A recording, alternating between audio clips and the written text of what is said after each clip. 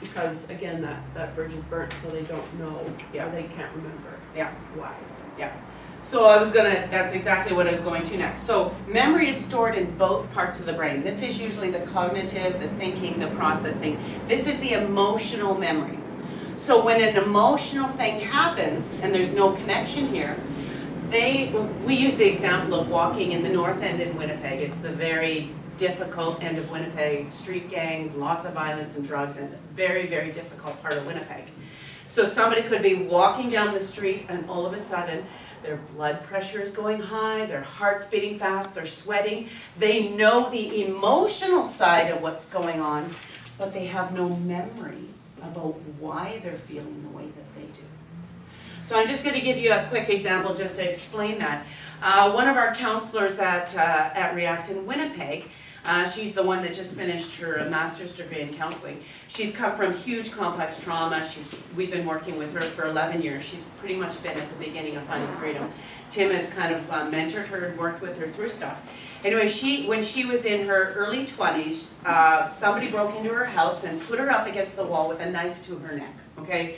Terrible trauma, terrible things that had gone on in her life. But that was just one example. A knife to her neck. He didn't rape her, he didn't hurt her in any way. It was just a way to scare her into submission. So he took off, she was fine.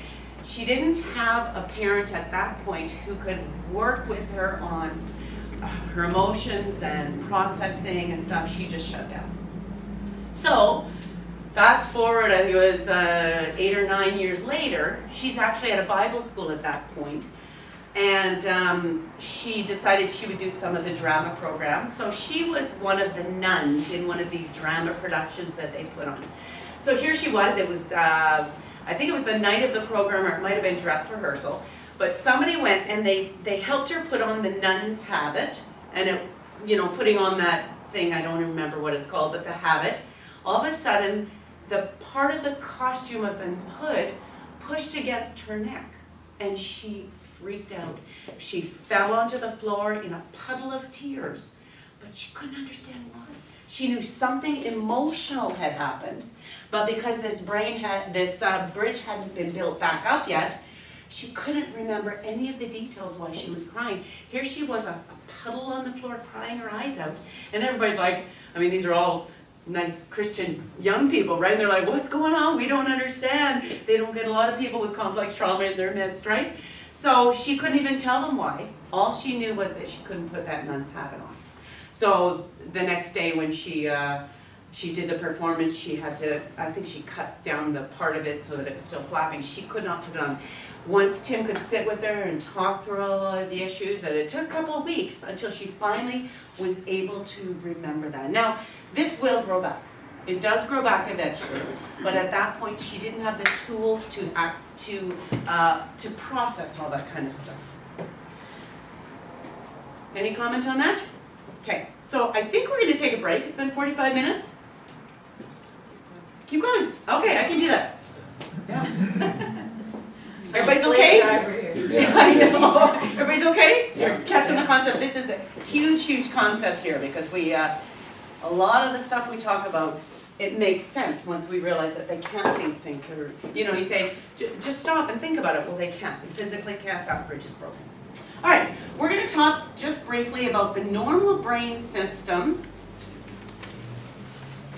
Normal brain systems and what they are responsible for. And then we're going to see why a person with complex trauma, and if their brain is not connected very well, how it causes problems in the long run. So, the first thing it does is it filters information.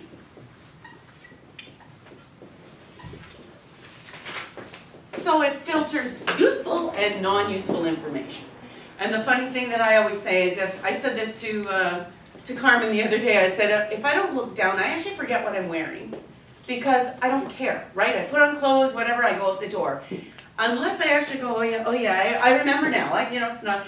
To me, that's useless information. I don't care what I'm wearing. It's not a big deal.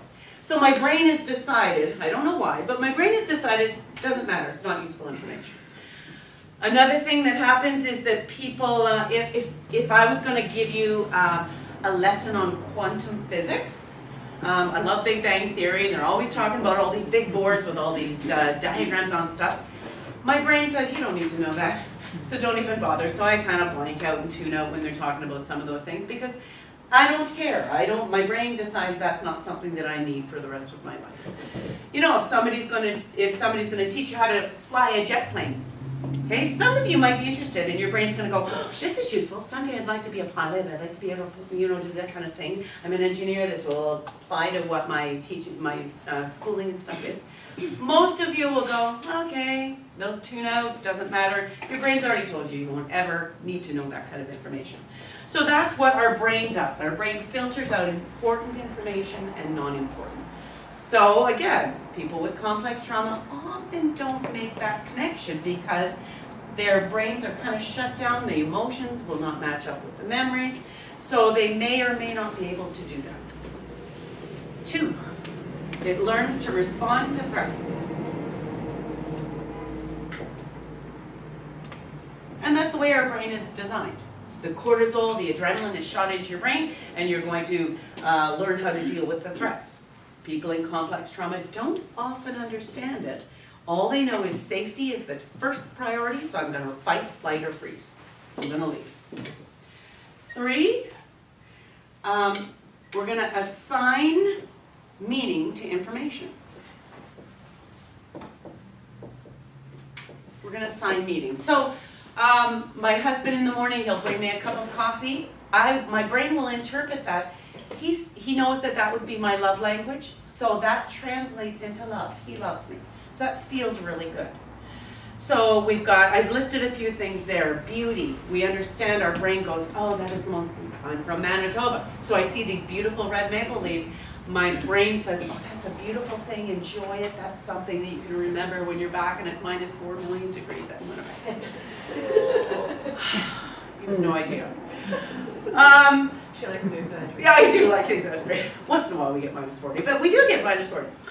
Hard work. We learn that if we work hard at something, we give 110%, that there's going to be benefits from that. You're going to be promoted at your job. You're going to get positive affirmation from your boss. So we learn that. Our brain will take that and assign meaning to it. I want to spend my life working really, really hard so that I can be successful in every area of my life. Sacrifice. We learn about sacrifice.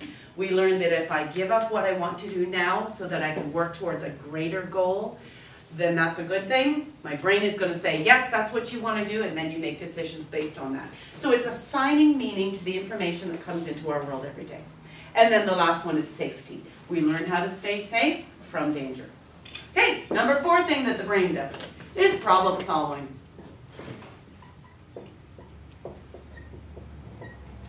We start to understand the series of steps that it takes in order to accomplish something.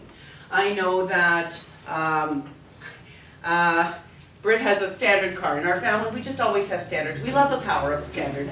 But remember, okay, I'm doing it again, Winnipeg's flat. We have no hills. We have no nothing. So I actually drove it out here while she was driving my son's truck, and all of a sudden I was like, oh, I've forgotten how to drive a standard when we're going up a hill and stopping at a stoplight, right? It's like, oh my goodness. So I had to process it again. Okay, I have to remember to keep my foot on the gas, have to let it out a little more slowly than if I was on a flat surface. All those things, my brain all of a sudden went, okay, there's a problem here, you're stalling. I've stalled twice already since I got here. You're stalling, you need to do things differently. So my brain starts to problem solve and figure it all out. And again, I'm clumsy at first, I'm not coordinated at first because I'm not used to it. So the brain will slowly start to solve that problem and I'll figure it out. 5, memory.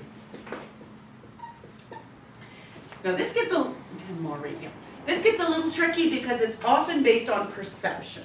And so I told you last night, Thursday, the story about the river flooding the road that we were driving along. The riverbanks were flooded. And my perception of that is that on the way back through that terrifying thing, we were all going to die. That was my perception. My siblings, I have 3 of them in the car, and my mom and dad, none of them remember that event. That was just a scary thing to me. It was my perception. So in my memory, now when I see water on a road, it goes right back to there, and it's like, danger, danger, danger. So I slow right down, and I get really careful. But the shift from the left side of the brain, the emotion side of the brain, to the right side of the brain, which is the thinking and processing part of the brain, I have to take that emotional response and start thinking, okay, this is not what happened when I was 10, it's not that deep of water on the road, it's okay if I slow down, I'm gonna be safe, all that kind of stuff. The memory is going to connect between the left and the right side of the brain, and I can start to function and work through problem solving together. 6. This is where the limbic brain has to move into the cortex part of the brain. Okay? So like I just said, I have the emotions, but because my bridge has grown back, I can now take it to the cortex and go, okay, it's okay, I can work through this stuff.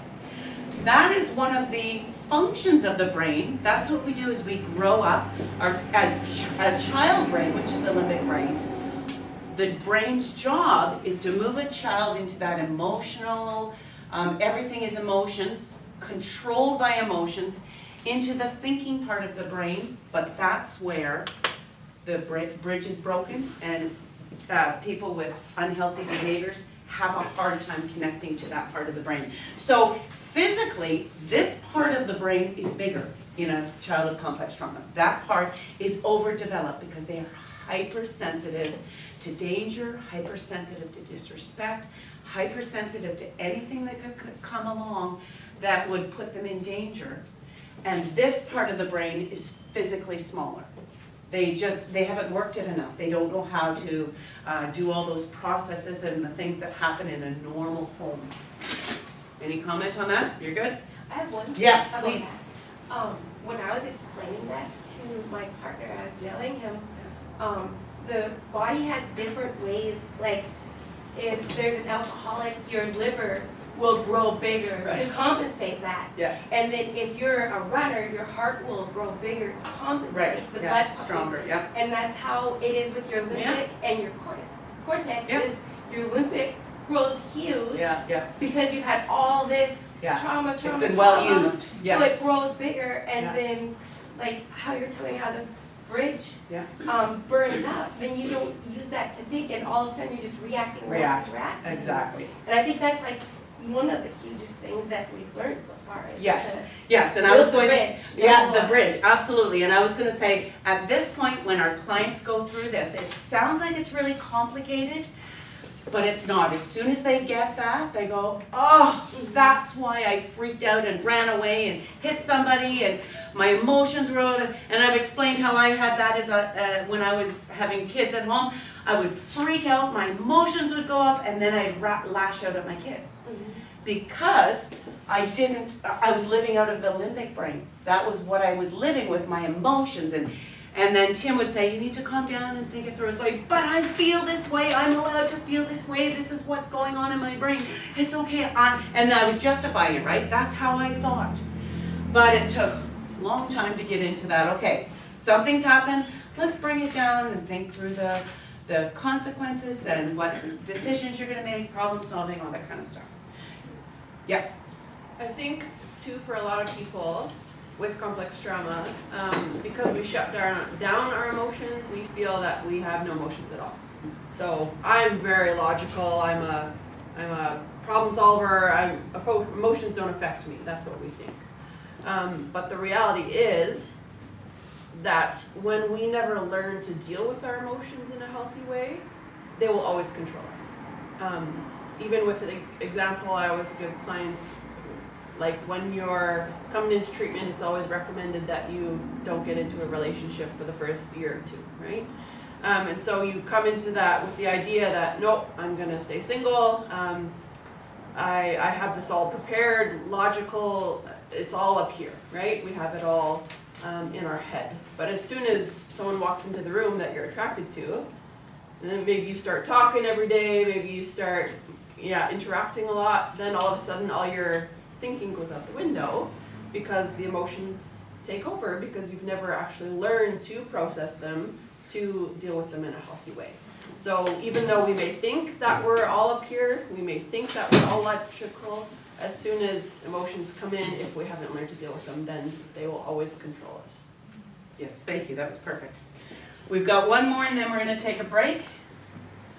This is called metacognition.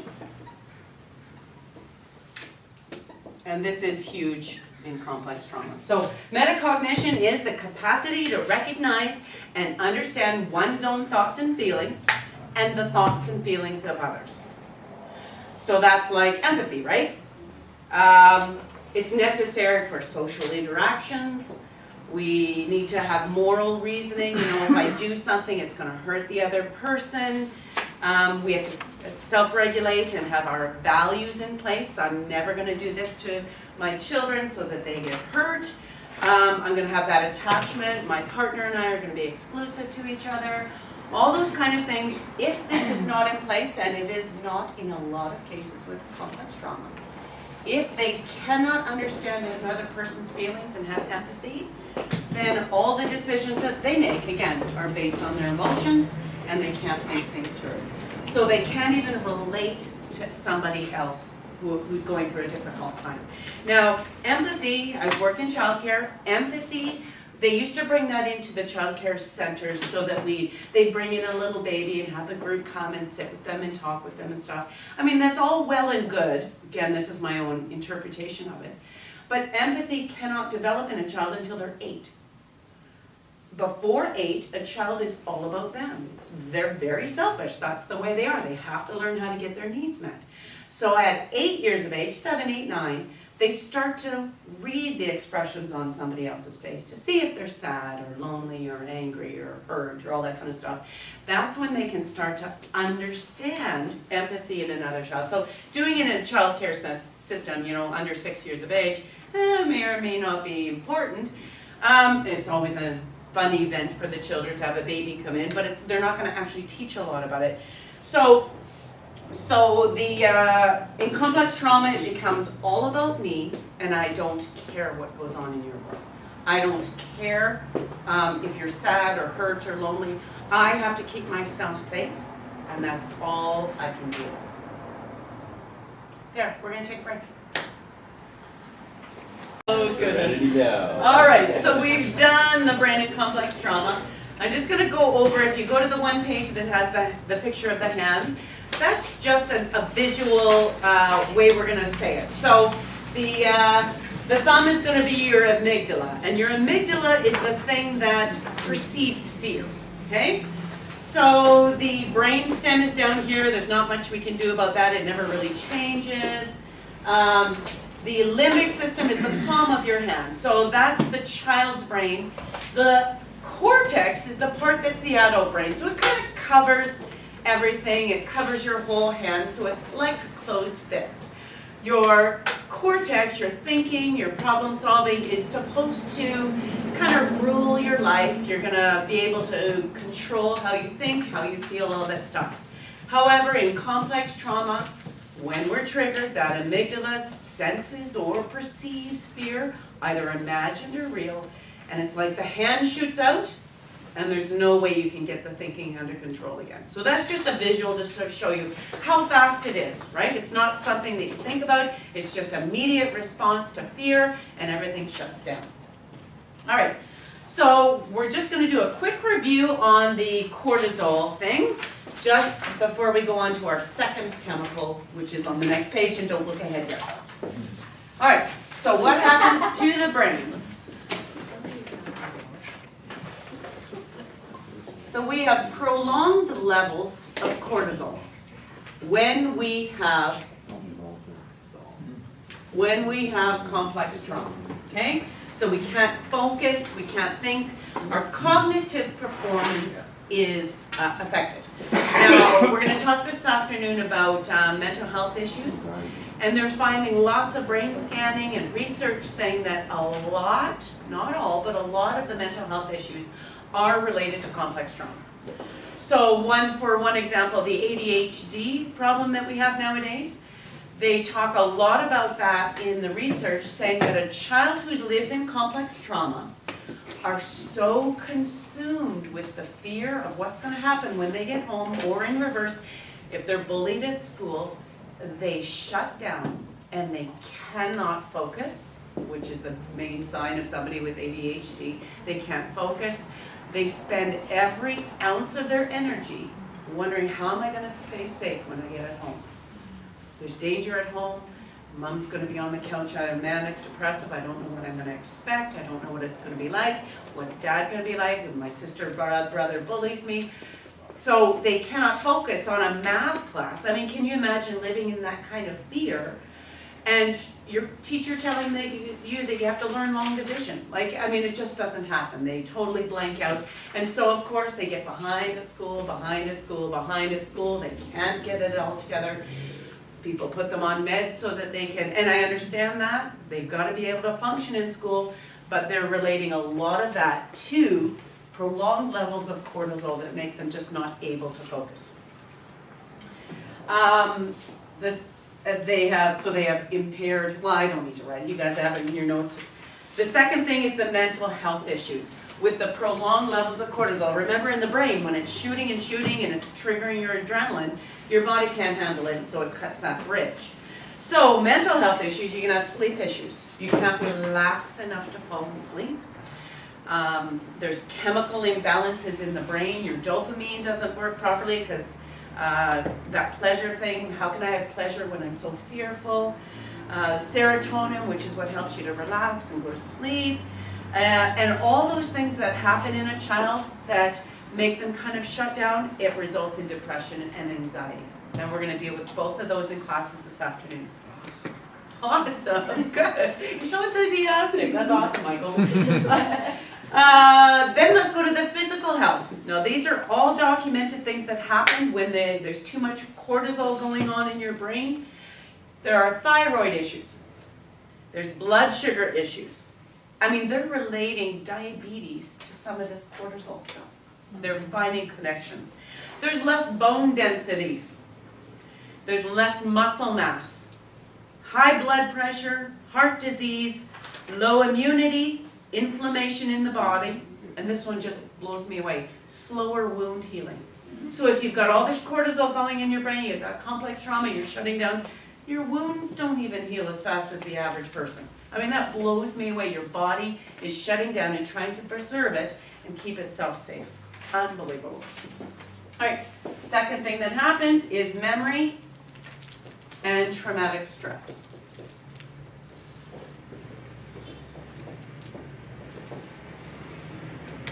So our brains can't integrate the thoughts and the feelings. I feel something, but I don't know why. And that goes back to the example of our counselor, Marie, who had all this trauma, and she kind of ended up a puddle on the floor, but had no recollection as to why. She knew the feeling part was going crazy, but she couldn't understand all the details of why it was happening.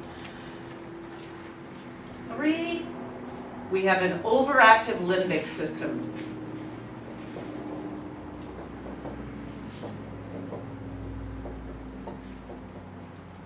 So we're triggered easily by stress.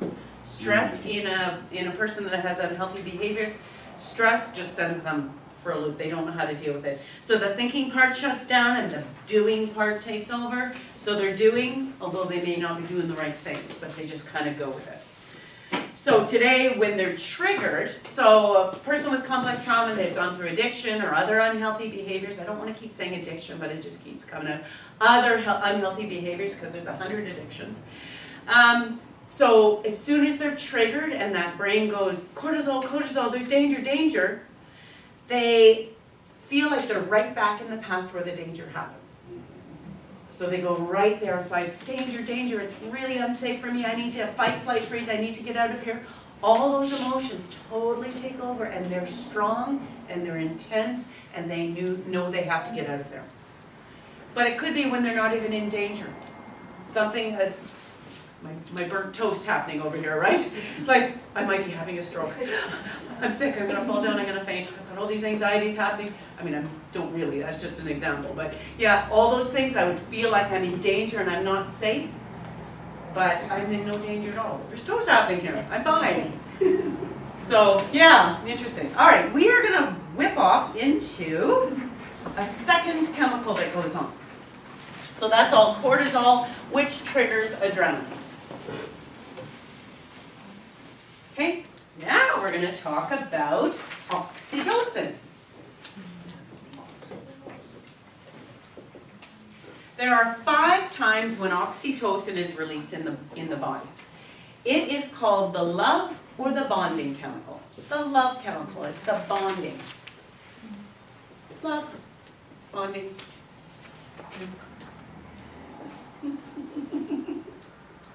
All right, so it happens 5 times in the human body. One is when a mother gives birth to a child. Gives birth. So a mom gives birth, oxytocin is shot into the brain. Part of oxytocin is it takes a little bit of the pain away. So it's the body's way of saying, okay, this extreme pain that's happening to my body, this lessens it a little bit. So it's a love chemical, but it has a pain-killing aspect to it. 2 is when a mother nurses her baby. Okay? There's that ooey gooey feeling of love and connection and bonding. This is my baby. Guys, sorry you can't understand that, but for a woman, your oxytocin is going crazy and it feels really good. So that's when it is secreted into the body. The 3rd time is in danger. So a child feels that shot of cortisol and adrenaline, fight, flight, freeze. They gotta get out of danger. They run to their mom. They get hugged and nurtured and cared for. And the chemical oxytocin is going on in the brain when the child is in danger. But it's also in the brain of the mother as they have that bonding experience, and when the child runs to them, oxytocin is released to help them to be able to nurture and care for the child. So the mother needs to protect the child from danger, and so that chemical is shot into the brain. 4, everybody can relate to this one, is physical affection. Hugging, kissing, that kind of thing. Back in Winnipeg, we talk about the 20-second hug. Now you're gonna have, this is homework for you guys. Somebody said, is there homework? I'm like, no. There is homework. You need to go home tonight, find somebody that you love and care about, and you need to hug them for 20 seconds, no less, because at about the 20-second mark, oxytocin starts being released, and you're gonna feel that love and connection, and then all your emotions just kind of relax. Does that count with an animal? Yeah, sure. Why not? Absolutely. Do it with an animal. A 20-second hug will release. Yes. I live alone and I don't have a car right now, and my Hug neighbor's yourself. gonna freak out. Okay. You can sidestep the homework for Okay. tonight. You can always hug someone here. Yeah. Before you go to after this afternoon, after we're really close, because we've talked about lots of stuff, hug somebody here. But at that 20-second mark, yeah, your oxytocin kicks in, and it just, you can feel your whole body relax. So myself and one of the other counselors, we talk about this in class, and some people who come into the morning and they're having a rough day and they fought with their kids and they have no spouse around, they say, can I have my 20-second hug? And they'll come and we'll give it to them, and they physically relax once they've had that 20-second. Now, has to be somebody you feel safe with, and that you're very comfortable exposing your inner warm fuzzies with, that kind of thing, but there is such a thing as a 20-second hug. And then number 5, of course, is with sex. With sex, oxytocin is released. Now, issues that rise up when people are living in complex trauma and they don't understand that oxytocin, or it becomes very disconnected in their brains. So 1, here's when a child is in danger. So they run to their mother, oxytocin is shooting off into their brain, they run to get hugged and nurtured and cared for and keep safe. And mom says, oh, be a big boy, you're fine, you're fine. My dad's line, it's a long way from your heart. You're not gonna die through this. Go away, you're fine, you're fine. So a child will do that again and again and again, and if they're consistently pushed away, the body starts to shut down and stops releasing oxytocin. It's like, why do I have oxytocin if it's not gonna make me feel better? So the brain actually stops doing it. That system did not work for the child, so the body turns it off. Now, when that child grows up, and we get this a lot, this is actually quite shocking. When that child who's been pushed and pushed away and never nurtured, we talk about nurturing the 12 needs, They grow up and they have a baby and they don't have any oxytocin because that system has been shut down. So we hear about this a lot. They've got this baby that they've just given birth to and there's no oxytocin happening and they go, why am I not bonding with my baby? What's wrong with me? I don't know what to do. Now that can, of course, you can once you start to, do what needs to be done and the chemicals will start growing again, but that initial feeling of what's wrong with me? I don't have oxytocin going on in my brain. Yes? Sir, can I just share my Yeah, own story? absolutely. I didn't know what was wrong with me. I got married and then after I was just like, my husband was trying to hug me. I was like, it was horrible. I was pushing him away. I was like, I don't know what's wrong. Yeah. Like it was like, get away from Yeah, me. And exactly. I was fighting that because Yeah. I didn't realize that.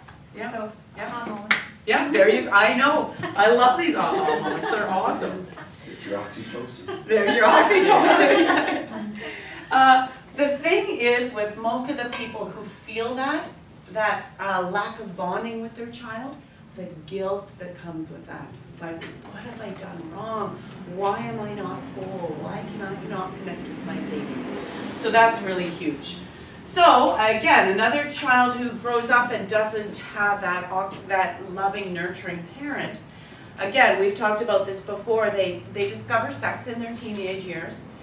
Oxytocin starts to develop and they're like, oh, finally I know what love is.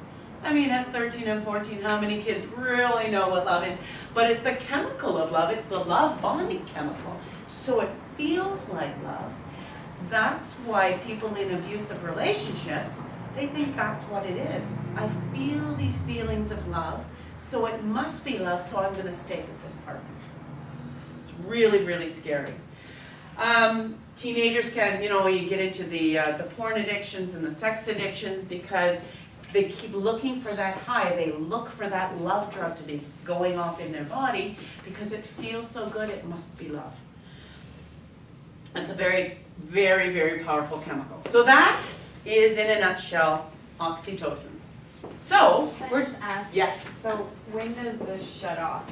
Like, you said that mother that gave birth and she didn't Right. have it. Yeah. So, If they keep doing the things that need to be done, the loving, the nurturing, the caring for it, eventually the oxytocin starts to produce again. okay. Yeah. So if that was withheld from them as a child, would that bring it? If they didn't get that love and nurture from their parents, yes, absolutely. It's like the system shuts down. It's not working for me, it's not doing anything, so I might as well shut down. But it can come back, and again, when teenagers find sex and they do all the hugging and physical affection, the body starts producing oxytocin again. But, I mean, mothers who've just had babies, if they didn't have that love chemical, then they're just having sex, right? There's not that love connection, but then they have a baby and it's still not there. It's a process, right? It does come back, but kind of usually in weird ways. Is it like that when you lose your dopamine? Yeah, it's And kind of then like it that. comes back in 3 to Yeah. 6 Yeah. months? Is it like that or? I don't actually know the answer to that. I don't know how long it takes for oxytocin to start producing again. That's a good question. We can maybe find out for you. Oh. I don't know. Okay? So we're gonna just do a quick overview.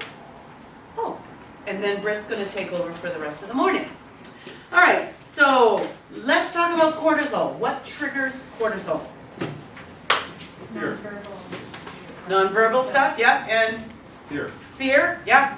Fear shoots in that amygdala. It's a little part of that limbic brain. The four senses picking up. Yeah, fear, and so the fear triggers you to fight, flight, or freeze. What triggers fear? Now this is from your own personal experience or people that you've heard. What triggers fear? What kind of things make you fearful? I'll just tell you, walking into a room with people you don't know, which almost every one of you did, starting Tuesday, fear is triggered, right? What else triggers fear? Public speaking. Public It's huge speaking, for people, yeah, absolutely. Yeah, what else? Sorry? Spiders. Spiders. Oh gosh, yes. Yeah, physical things, yeah. What else? Smells. Smells? Yeah, especially if it goes to a memory or, something is in danger, like that smoke. Oh, yeah, you burn. Toast for toast, yeah, fear. Big You know dogs. what? Big dogs, sure. I just remembered something years ago when I was married to an alcoholic. and marriage ended, and I was living in an apartment, and my landlord came down to help me. He came to my apartment to help me fix something or to do something for me, and I could smell Ryan Coke on his breath. Next thing I was Trigger. standing behind a chair. I realized I was standing behind a There chair. you go, that's a perfect example. Yeah. Totally That happened to triggered me on that. the SkyTrain. That just reminded me too. Okay. I smelled alcohol. Fear? This like watches person. Yeah. There. Absolutely, yeah. What else triggers your fear? Anger? Yeah. I'm in danger, I need to get out of here, yeah, yeah, that's a big one for me too. Yelling, yeah, yeah. Anything else? What about fear of the unknown? Oh, yeah. Okay, give me an example, fear of the unknown. New job. New job, huge. Of course. New course, yeah, of course. New Yeah. like home and community. Yeah, new community, I don't know where, how am I gonna find a doctor, all those kind of things, yeah. Fear, yeah. What about fear of failure? Fear of failure. Most people with unhealthy behaviors, they shut down because they don't wanna fail. So they're not gonna try anything new. Fear, overwhelming. Yeah. Fear of rejection. Fear of rejection, huge. That's why we become people pleasers. We want to do what everybody wants and what's expected, because if they reject me, I'm going to fall apart into a puddle. Yeah, I can't handle that. And fear of abandonment. Fear of abandonment, yeah, all those needs that we talked about. Yeah, all of them, fear of abandonment. You know, people getting into relationships and they can't trust because they're afraid they're gonna be abandoned. So because of the mistrust, they actually set you up to fail. Because they will eventually leave you because you've got all these crazy things that you're checking their phone and, you know, doing all the things you're not supposed to. And then eventually they leave you and it's like, oh, see, I told you, I was gonna get abandoned. But you set it up. And we'll talk about that in one of the other classes. Yeah. What about a fear of being in an intimate relationship? Yeah, right? I have to be vulnerable with somebody, I have to trust somebody, are you kidding me? So there's that fear. Fear. Fear of death. Fear of death. Absolutely. Absolutely. Especially as we start getting older, right? It's like, how am I gonna die this horrible, painful death? Absolutely. Yeah. Fear of losing your mind. Fear of losing your mind. Yeah, absolutely. Yeah. Yeah, just not sure how I'm gonna focus and function. Yeah. Anything else? Safety. Safety, yeah. Fear of losing your children. Fear of losing your children, yeah. Oh, yeah, for sure. Yeah. I was that way, very much so. Or what about fear of what everybody else thinks? Yeah. Yeah, that's huge in us, eh? Yeah. Fear of success. Fear of success, that's another huge one, yes. Fear of success, what am I gonna do with all this success? It's not normal. I don't know what to do with it, yeah, for sure. Oh, you guys are getting it, that's awesome. All right, so let's just go to quickly, and then Britt's going to take over. How does stress affect us?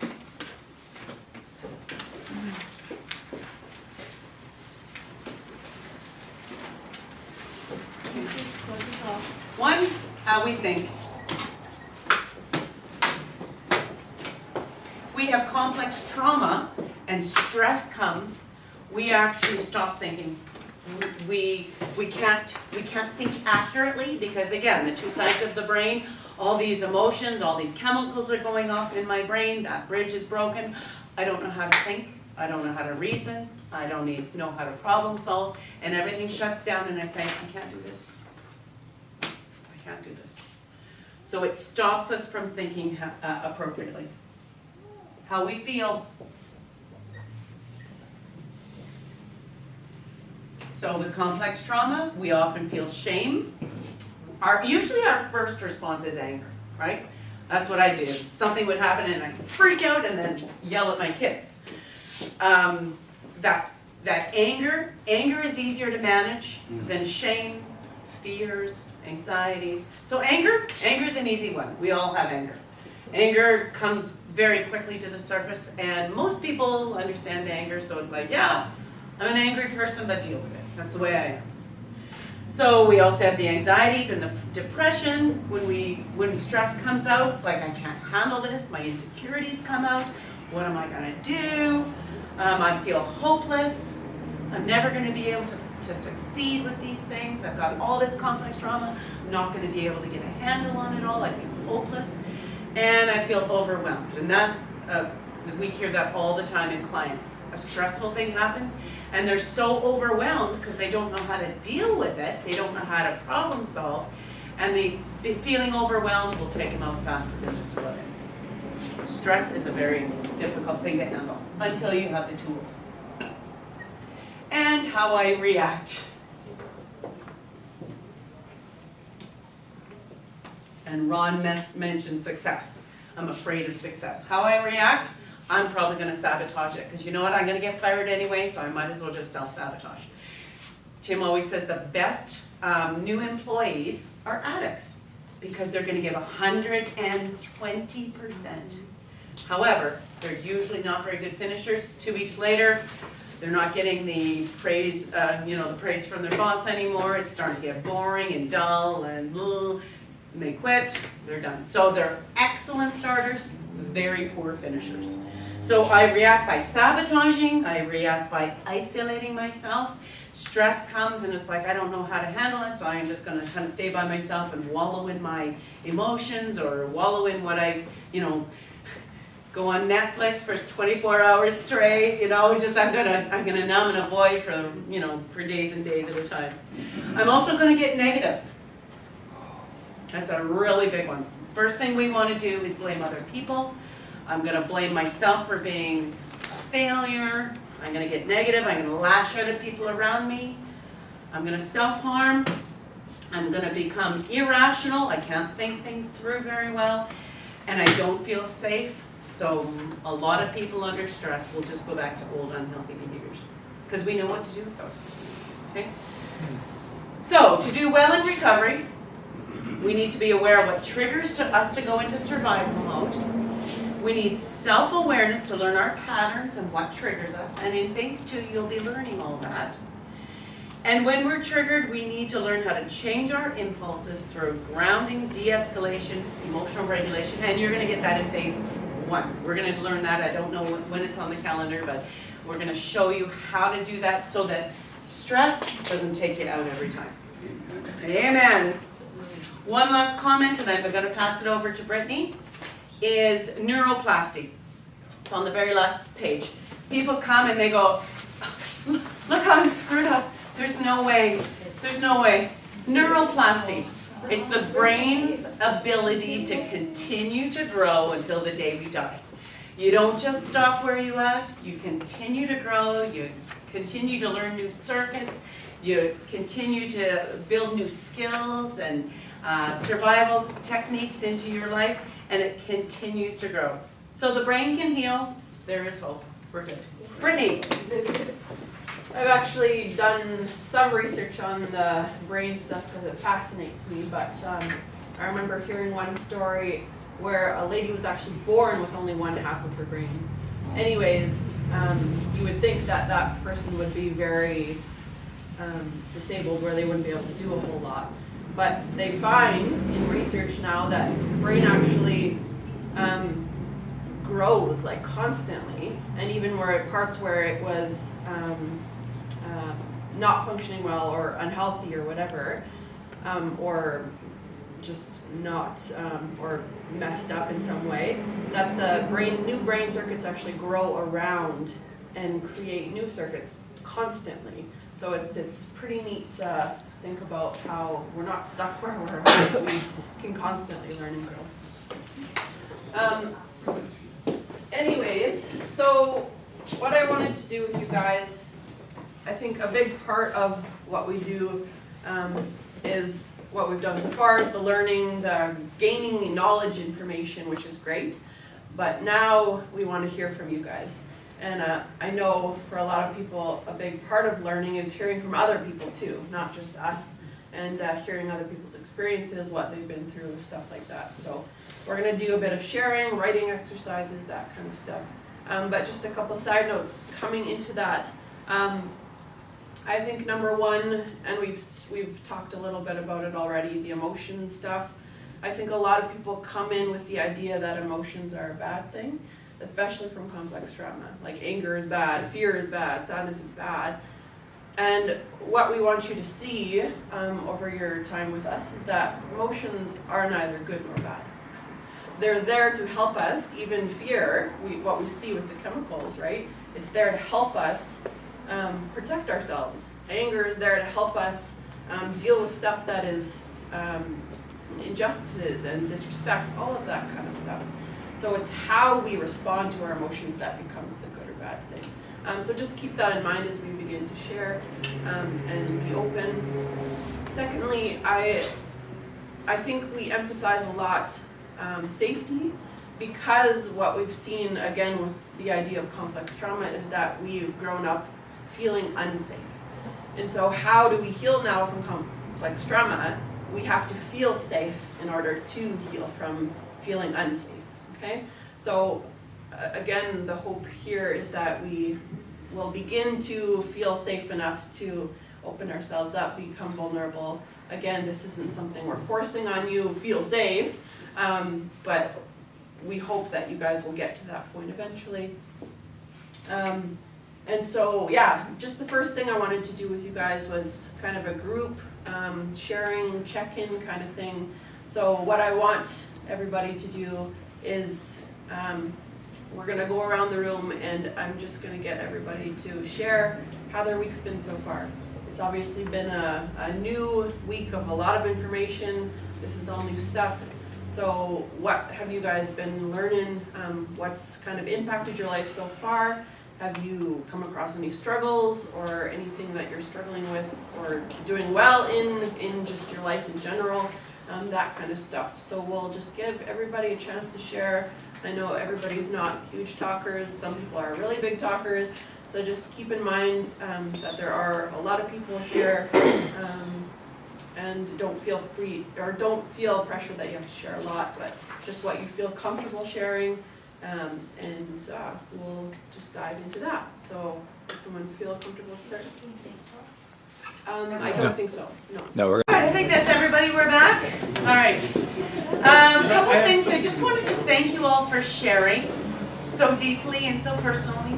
That tells me that you're feeling safe in this environment, and that's really, really what we want to kind of encourage in all our relationships, you know, in our churches and in our programs and where we work, that we can have this vulnerable, open, let's talk about what we're dealing, let's talk about what we're learning, how we're healing and growing so that we can in turn reach out to so many more people. I mean, look at us all, 20 of us, if we all reach 2 more people in the next few weeks, that goes on, it's exponentially growing. So just keep getting healthy, keep growing and learning, it's gonna be awesome. So thank you for that. I just wanted to mention, we're gonna talk about mental health. A lot of you have had lots of counseling stuff, so you know the mental health stuff.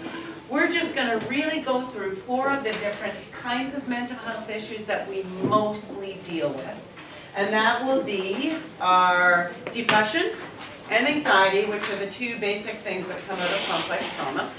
But we're also gonna look at borderline personality. I put a couple up here, borderline personality and narcissistic personality.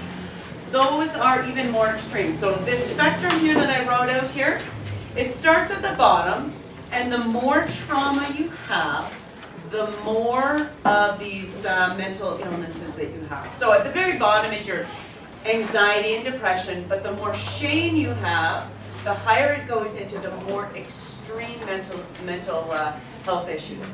The more anger you have, the more extreme your mental health issues will be, and the more fear you have, the more you're going to have more of these mental health issues. The one at the top is psychopath, and we are going to talk about it just because that is an extreme of the extreme of the extreme of abuse, trauma, all that kind of stuff. We're going to talk about it basically because that's about as bad as you can get. I mean, Tim and I watch a lot of the 48-hour mystery shows and like true life story crimes and all that. We just love that. About halfway in, we're like, okay, that guy's a psychopath. He's got this characteristic and this one and this one. And unfortunately, by the time, and we're going to talk about it, I don't want to take all my thunder, but by the time they get into really extreme behaviors, it's almost impossible to deal with because they are not willing to look at their shame. their fear, or their anger. They feel that if they opened up to any of that, they will die. They will physically die. So that is a very, very extreme. But we're gonna start off just talking a couple of things, why we don't deal with our mental health issues when we have complex trauma. And the first reason is because stigma still it exists. Now that is changing. There's commercials on TV all the time back home where they talk about if you have a mental health issue, please phone somebody. They've got lots of hotlines. On Facebook, there's lots of things scrolling through, with Robin Williams committing suicide there last year or so. He was the funniest of the funniest. Everybody loved him, and then all of a sudden he took his life. It's like, what's going on here? And I think some of these high-profile people, when they start going into these depression issues and things that they can't deal with, I think people are starting to wake up and say, hey, we can't look on the outside anymore. We got to find out what's going on in the inside. So that is our first one. And there's a stigma. 2, addicts don't like taking pills. It's just something that they don't want to ever do. They resist, because it just takes them back into their old behaviors.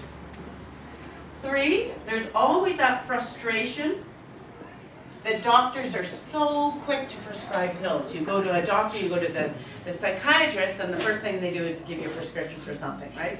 So the addicts are like, I'm not doing that, I'm not going to that kind of professional because I don't want to have any pills. It's just a very big frustration for them. The 4th one is that if they work, the pills, and I'll put it in brackets, that means that I'm better. And I can stop taking them. And I have a story of a very dear friend back in Winnipeg. She's got a lot of the anxiety and depression. So the doctor put her on pills, and she's just great. She's like my best friend. We do lots of things together. And then she's really into fitness all of a sudden. She's getting healthy. And then she decides, you know, I probably don't need the pills anymore. So she goes off her pills, either slowly or fast. And then within 2 or 3 weeks, she's on the couch and can't get out of bed. And she can't go to work anymore, she's put on medical leave, all that kind of stuff. And then it's usually a cycle of about 3 or 4 months, and then she's like, okay, I guess I have to start taking my pills again. I don't know if they work, but we're gonna try them out. And then she starts taking her pills, and then she's better. And then she's happy and doing all the things that she wants to be doing, and her life is full and vibrant. And then she decides she doesn't need the pills anymore. I mean, I wish I could tell you it was once or twice. I'm talking 10 times since I've known her. She's gone through the cycle. But when you have to have pills to make you feel better, you think that you've failed life. How come I have to have pills to make me feel better? There's got to be a better way, and they go off it. So that is a huge cyclical thing that happens. The 5 is that they've always used pills to fix their addictions or their health problems, and that has become an addiction. Addicted to the drugs that are supposed to fix them. And they feel that, you know, I can't go off them ever. That's the other side of it. Can never go off them. I'm addicted to them. I can't feel healthy or normal without them. And then the last one is pills are becoming the biggest, fastest growing addiction. Those are fastest growing addiction.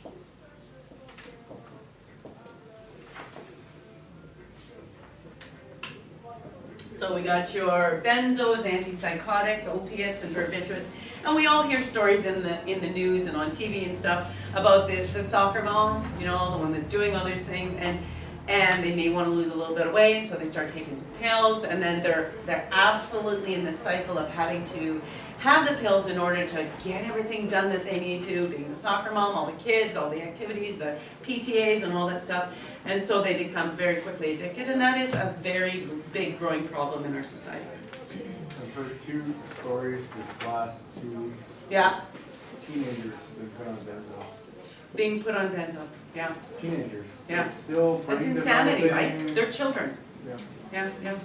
And doctors are really quick to prescribe it because we've got so much complex trauma in our society that there's all these addictions or all this depression and anxiety. So what do? Put them on pills. Yeah, horrible, horrible. They're getting cut out of there. Oh, yeah. Yeah, yeah. Oh, I think they probably are. Yes. Yeah, but the problem is we need to start dealing with the complex trauma to deal with a lot of these things that are going on. All right, I'm going to move to something else. I'll leave that up there just so you can see it. All right, so when we have complex trauma and it affects us negatively, which most of us do, it negatively affects our intellect, how we think, because we've learned through that bridge being burnt that we can't think through issues. It affects how we feel, because we just are so overwhelmed with all the emotions that come. And relationally, how we interact with other people. We don't know how to deal with stuff, and so we freak out and do all our emotional stuff. And our impulse control, so how we cope with the world around us. So all those things are negatively affected by complex trauma. The thing is that the survival instinct, when we have all this complex trauma, and if it's very, very extreme, we compensate for all the shame that we feel, and it becomes more, I'm not saying this word very well, hang on. I'm just going to read it because that makes sense to me. As complex trauma becomes more severe, and that's through up here, the trauma, the shame, the anger, and the fear, the survival response must become more extreme. Okay, so that's at the top of the page, I think the second page there. We have to compensate primarily for the shame, because there's no way I'm going to feel less than other people, and I don't want that shame to overtake me. So the mental health issues become extreme, and it's very often to cover up the shame. So the effect of one's thinking and emotions become more extreme. They're just not thinking very well and clearly. And so the extreme responses are classified as personality disorders. So we got your borderline personality, your OCD, obsessive compulsive disorder, your ODD, oppositional defiant disorder, all those disorders that make them try to make sense of what they're feeling and thinking.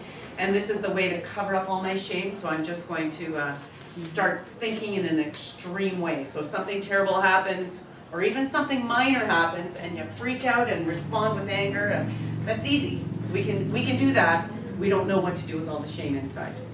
So to properly deal with personality disorders, we must deal with the complex trauma and the shame. So the more severe the trauma, the more difficult it is for the person to deal with it, and they've compensated for so much shame that they're afraid to look at it. So, you know, you can sit down with somebody who's got BPD, borderline personality, and say, okay, let's talk about what your family was like, all the, you know, any of the shame factors, and they just can't deal with it. They can't even open themselves up to it because they feel they're going to die from it. So we're going to start off by talking about, I guess we don't need that up anymore. Let's talk about the psychopath. Just one little thing Yeah. too, I think even with the narcissistic personality disorder, same thing, but a lot of them don't even, or aren't even willing to acknowledge that they have any shame. So they're in total denial that they have any issues, that they have any shame, because it would be too painful to even acknowledge that. So they just completely shut that off or cover that up. And so it's living in that world of, oh, I'm great, I'm wonderful. And they're the ones that come off as the narcissists, you know, they think they're better than everybody else. The problem is they usually feel worse than everybody else and less than you. So that's in a very extreme point. Okay, so first thing we're going to say, the psychopath, we've got a list of 12 things that describe them. They come out of severe complex trauma. Severe. And the pain is so intense and the fear is so intense that there's no way that they can look at it, which is what Brent just said. Okay, so the second thing they do is they shut down emotions. So they have very little range of emotions. They can be happy and a little bit mad, a little bit whatever, but they can't even go near any of those extreme, intensive feelings. You know, when you do something that you know you shouldn't and you feel that huge shame, well, they shut that off because they don't want to feel it. They can't. So, got some competition outside. There's a lack of remorse and guilt. And the reason for that, I understand that a lot. The reason for that is when they were children, Having a conscience or making a mistake was considered an extreme weakness. They were either beaten or shamed or made fun of. At our family, sarcasm was the big thing. And so I hear people being sarcastic, and it kind of triggers me a little bit. Because sarcasm is a way to make fun of somebody and then say, oh, I was just kidding, it's not a big deal. But the damage has already been done. Somebody shames me for something, oh my gosh. Even if it's in the guise of a joke, and I had tons of that growing up, that just triggers me big time. So this, if a psychopath had a lot of shame and sarcasm and all that stuff going on, it brought punishment, okay? So I just had one example of that. We have a guy from React, he eventually committed suicide, but he became a really close friend of Tim's, and he became a Christian through just no one had ever told him about Jesus before. He was a really wonderful guy. We had him into our home for Christmases and Thanksgiving and stuff. He became a very good friend. My kids were all kind of in their teens, and they looked up to him because he was a tough guy. He was in the gangs, he had all the tattoos. No offense. Nothing. He had the muscles, he worked out. But when we started to hear his story, he was raised in this huge, huge shame piece where if he ever showed any empathy or emotions to any, he was beat by a whip. His dad was a trainer. They trained sled dogs, so they had sled dogs all in the back. So Dad always had the whips for the dogs and everything. But I'll say his name is Jay, okay? So if Jay ever did anything that looked like weakness to his dad, anything sweet, kind, thoughtful, anything, he would literally be taken out the back and whipped, because there was no way. You got to be a hard, tough person to make it in this world. You got to be strong and whatever. So Jay went on and he became a tough guy, the gangs, he went into all that stuff. And then he discovered Tim and they started meeting, and the problem was that when he started to realize that he had to start looking at that stuff, it was just too much for him. He couldn't do it. He eventually, just so much shame for some of the mistakes he made and the drugs he did and the people he hurt, he just couldn't take it anymore and ended his life. But a wonderful, wonderful man. He was I can't even say enough about him. He was such a great person. You remember him? Yeah. Anyway, the next part is 4, lack of empathy. And that's similar, empathy. Just have no idea about the pain of other people. So when we talked on that last class about reading people's facial expressions to see if they're mad, they couldn't read that. And they would just go on their day as if it was a normal thing, because they can't see other people's emotions. 5, they become a pathological liar. Or they can, but just don't care. Or they can or just don't care. Yeah, good point. Yeah. So they become a liar even when it wouldn't make a big deal to tell the truth. We had another friend who, she just lied about everything. Like, but I was there, that didn't happen. And she was a Christian, her dad was an elder in the church, but she decided that her little rebellious streak was, I'm gonna just lie even though it's just as easy to tell the truth. So of course her life became very traumatic because people pulled away. I don't want anything to do with her because she doesn't even know how to tell the truth. So I've got 3 reasons listed there as to why children start to do that. One is telling them the truth resulted in pain. So you got punished severely if you told the truth. So you had to lie to keep yourself safe, to cover your tracks. They learn to lie to themselves about everything so that, if I can make myself believe something that's different than my reality, I'll feel better about myself. I can't accept the fact that some of those things are painful to me, so I'm going to lie to myself. And then the third, and then they lie to everybody. I think I did that. Oh yeah, as a child they told the truth. It resulted in pain, and then they just told the lies to everybody because it just made life kind of funny. They thought it was a big joke to be able to get away with stuff. So, number 6 is failure to accept responsibility.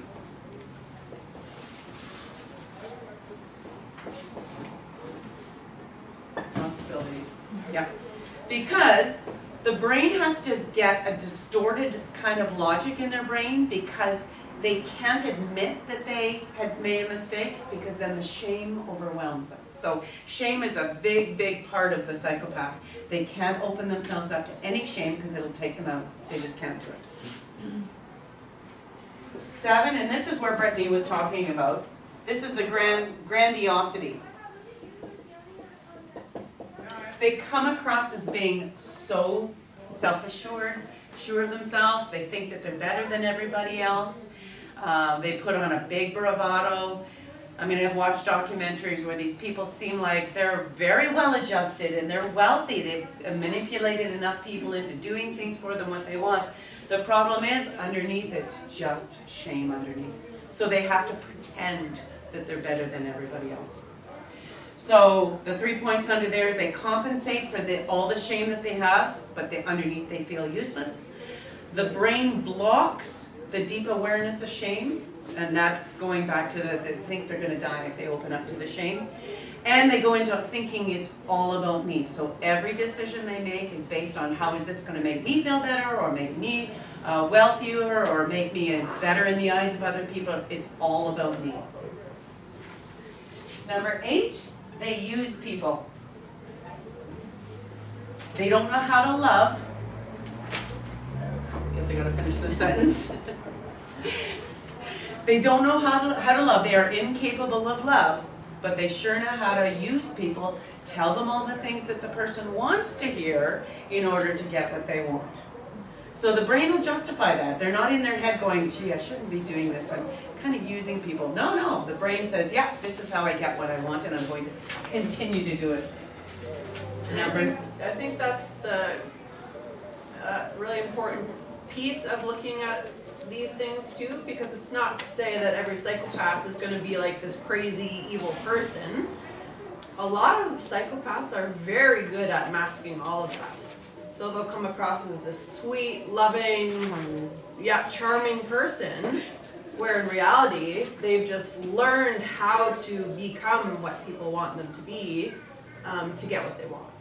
So it can be very difficult to see that in a person, but that's what we'll learn more as we Exactly. All right, the other thing is they think the thinking part of the brain is in control, but it's actually a twisted reality, and it's the emotions part of the brain that is in control. They think they're making all these decisions based on fact and problem solving and stuff, but it's actually the deep-seated root of it is I don't want to feel less than somebody else. So every decision is based on the emotions.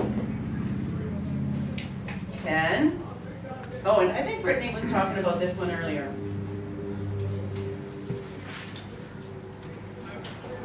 So they may appear very unemotional and in control and,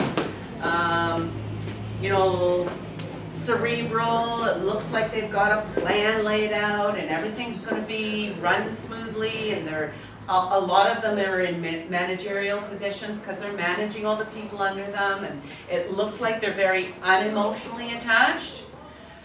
But the problem is they have great trouble controlling their emotions when they're triggered. So if somebody disrespects them, that brings all the shame and they fly off the handle and freak out.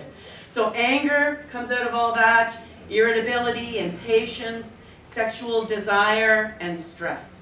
So when those things are triggered, they look like they're unemotionally in control, their brain is in control, the thinking part, but it is not the case. Their emotions are totally in control. And the final one is what I kind of have said at the beginning there. For the person to really truly change, they have to start dealing with their shame, their anger, and their, what was the other one? Shame and anger and fear. But they are just too, they just can't do it. So it's almost an impossibility when a person gets to this point to do that. So do all of these have to be in place for No. there to be diagnosis? No, I don't know particularly how many need to, or how severe they are as well, so they need to have individual, but probably a psychopath isn't gonna go to a psychiatrist because they don't have any problems. It's usually somebody suggesting they go, you need to go get diagnosed, but there's probably no way they're gonna go. So they move around like people who are on antipsychotics. There's some ability for those things. Like I have a client right now, someone I'm sponsoring, Yeah, who's right on the cusp here. right? Of the BPD to the psychopath. Yes, yes, They've gone to detox. yep, They've been in the psych ward in the past. yeah, Have a therapist. okay. Are they on meds? They're on. They're on lots of meds, yeah, yeah. So again, meds are gonna mask some of the behaviors, but it's still underneath, it's still there, right? So there's a very good chance, I don't wanna say somebody's a psychopath, but yeah, there's a very good chance that he has those characteristics. And if There's you, all these characters. he has all of them, Yeah. okay, I'm fair not enough. trying to hide Then it. I'd say he's probably, yeah. But again, there's very high functioning people who are undermining everything everybody says, and yeah. Yeah, Is go this ahead. similar to narcissistic person? Britt's gonna do a thing on Are you? narcissism. Narcissism would probably be a step down from this on the scale. So, because psychopath is the ultimate extreme, but it's still very, very similar. Yeah, and they have a lot of similar characteristics, for sure. All right, so there's the psychopath. That's just a brief one because, you know, they're out there, but that's probably none of us. All right, now we're gonna talk about borderline BPD, borderline personality disorder. And Tim tells me I had a lot of these growing up. This is what I was like when we were first married, and he learned all about complex trauma and then tried to help me work through all my issues. So I understand a lot of these, not all of them. I mean, I wouldn't have been labeled BPD, but I certainly have a lot of the characteristics. So let's just do a quick definition. BPD, borderline personality disorder. A pervasive pattern of instability, I'm going to write that in because that's key, of instability of interpersonal relationships, self-image and effects, self-image and the effects of self-image, and marked impulsivity, by early childhood and present in a various amount of context. So those are kind of your three. Instability in relationships, either you're happy and everything's going great, or you're miserable and you're angry and you're just lashing at everybody. Lots of instability in relationships. Self-image, because of the shame of growing up in a family that has complex trauma. I'm not good enough, I'm never. And then they can swing to, when all of my family, my siblings and I, we went into we're better than everybody else. We have to be the best Christian, we have to be the best person. My dad, as we were walking out the door, his point, I understand, was remember who you are. You're a child of God, you want to, make all the right choices. But we walked out the door going, okay, that means I'm better than everyone else, and so I have to make sure other people feel inferior, because if they feel inferior, I'm going to feel better about who I am. So I had lots of that as well. So the problem with BPD is that the basis underneath of it is deep shame.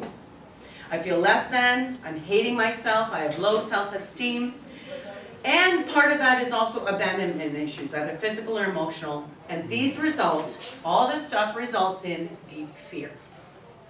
So a person with BPD, the fear, that cortisol and adrenaline shoots in all the time, and they are just crippled by fear. All right, so first thing, I'm just going to do a quick overview here. The first thing that happens with BPD is they don't do well in relationships.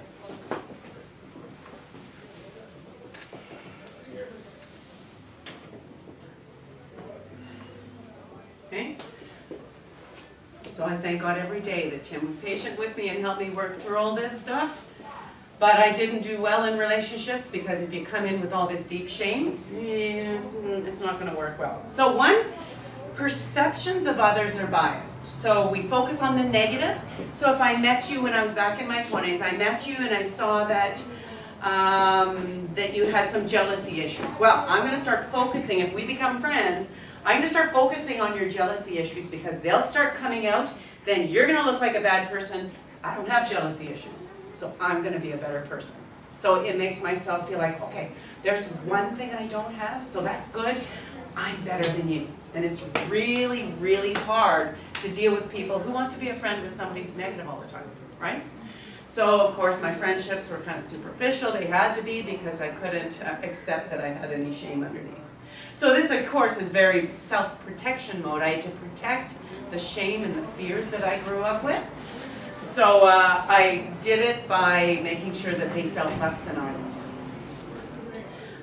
We've talked about this before. It's the empathy.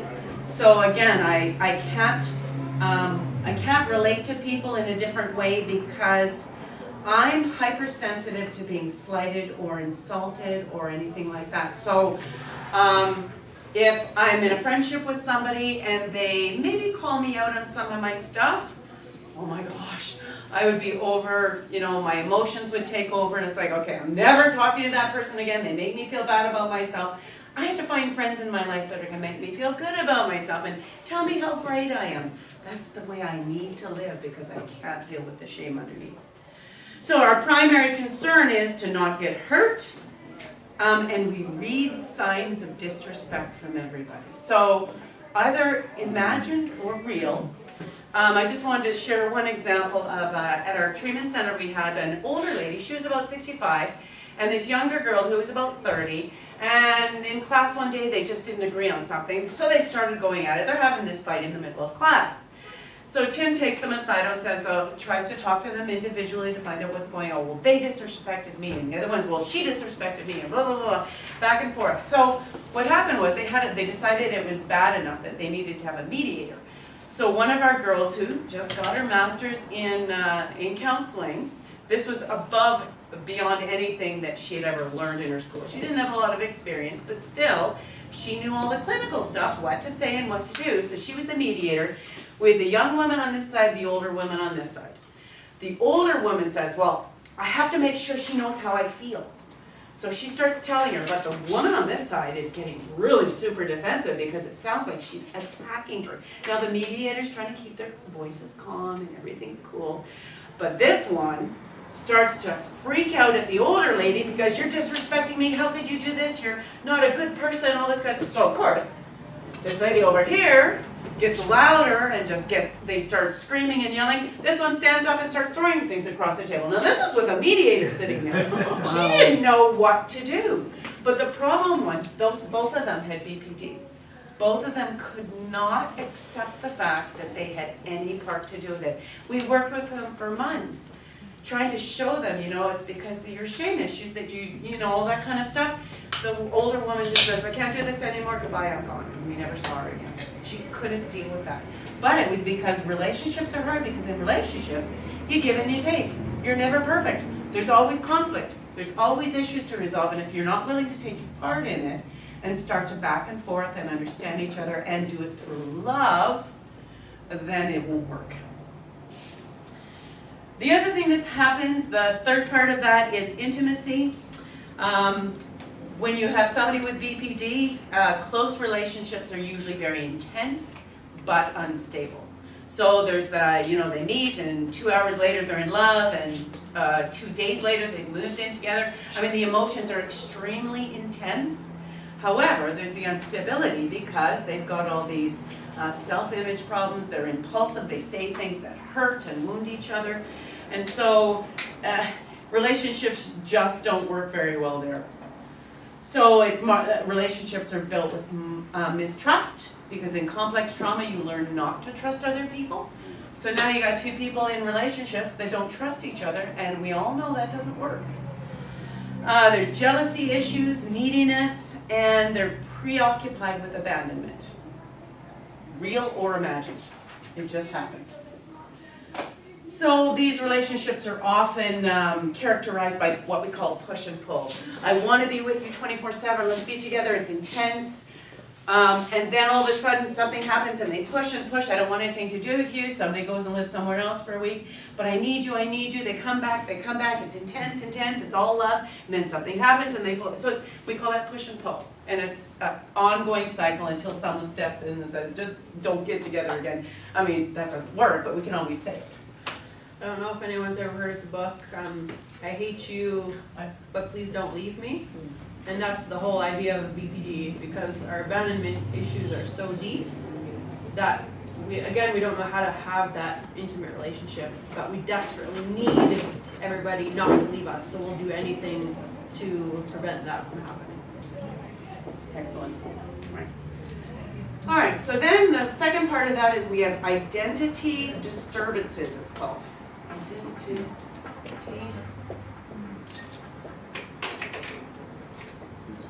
disturbances. So we have very low self-esteem, so our identity is that we're less than other people. We have chronic self-criticism. Why can't I be better? Why can't I control this anger? Why do I have to feel jealous about my spouse all the time? But there's also a chronic feeling of emptiness inside. So I don't know who I am. I don't know where I fit in. I'm not good enough. Why would they love me? I'll let them love me even though they hit me. They say they're sorry. I'm going to love them again because I'm not worth anything better. All those insecurity issues. Another part of that is if someone criticizes them, oh my gosh, look out. You try to criticize somebody with BPD and they go into absolute freak out mode because there's no way they're going to accept any of the blame for any of the relationship problems. Everybody's feeling a little bit, it's like, I'm them, it's me, you're talking about me. Yeah, I can relate. Yes, me too. I was like this in all those areas because I didn't think I was good enough. No, I'm thinking of I'm not thinking of me, I'm actually thinking of somebody else. Yeah.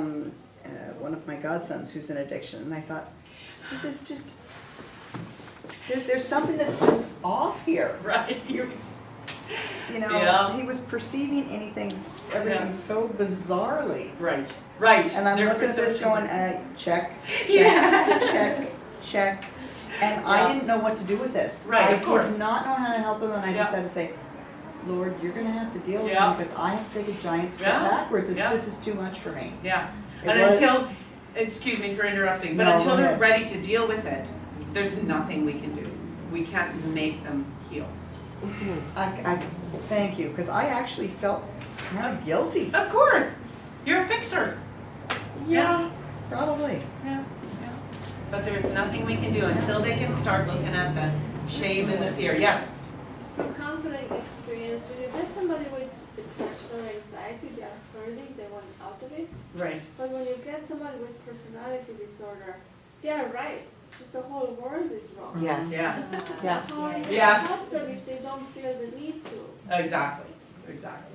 And so at that point, again, going back to they'll never get better until they start dealing with their shame and their fear and their anger. Yeah. And I've that's where actually- the challenge lies. That's where the challenge lies. I've actually had to step away from a friendship because I saw this so much in a friend, and whereas I was constantly being criticized, and now when I'm looking at this and I see, oh yeah, like I see her relationship with her husband, Right. and I'm just, okay, this is it. Yeah, exactly. You're checking the box? I know. Yeah, the problem being that nobody wants to hear this. I'll tell you, when Tim first brought up the word, that did not go over well. What do you mean I'm borderline personality? Freak out. And we can't go and diagnose other people too. I need to make that clear. We can't go and diagnose them. No. We can look at them, try to talk to them about some of their underlying issues, but we cannot diagnose them. They have to go to professionals for that. Some of you guys are professionals, but still. And sometimes it's misdiagnosed. Yeah. It's actually abandonment issues, which is attachment disorder. Right. Yeah, exactly. Yeah, for sure. All right. Another part is, with the BPD, we often have paranoia. We think the very worst things are going to happen. Or dissociative symptoms under stress. So we get zoned out a little bit. And again, that goes back to our two friends who just couldn't relate to each other. They were paranoid that the other person was going to call them down and make them feel stupid, make them feel less than each other, and it just did not work. And then under this one, self-direction. They don't know where they want to go. They're kind of floundering. Now, teenagers nowadays, you can't expect them at 18 to know what university they want to go to, what career path, whatever. But we're talking about people in their 30s, 40s, and 50s. They don't know what they want to do, where their path is. They kind of go where the wind blows them, wherever it is. Could be anywhere. They just don't seem to know what their gifts and talents and, even their interests lie because they've never been taught. So that's one. The third thing is, this is where we get pathological personality traits.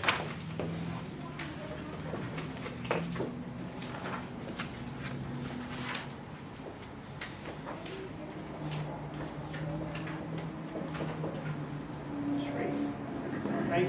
No G. It's I-T. Yeah, you get it. Traits. All right, so here we have our negative characteristics. So unstable emotional experiences, unstable mood changes.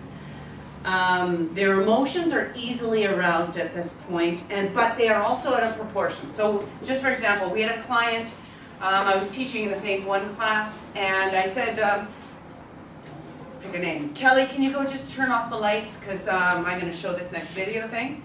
She went over there and she couldn't find it. Okay, not a big deal, but she started to cry.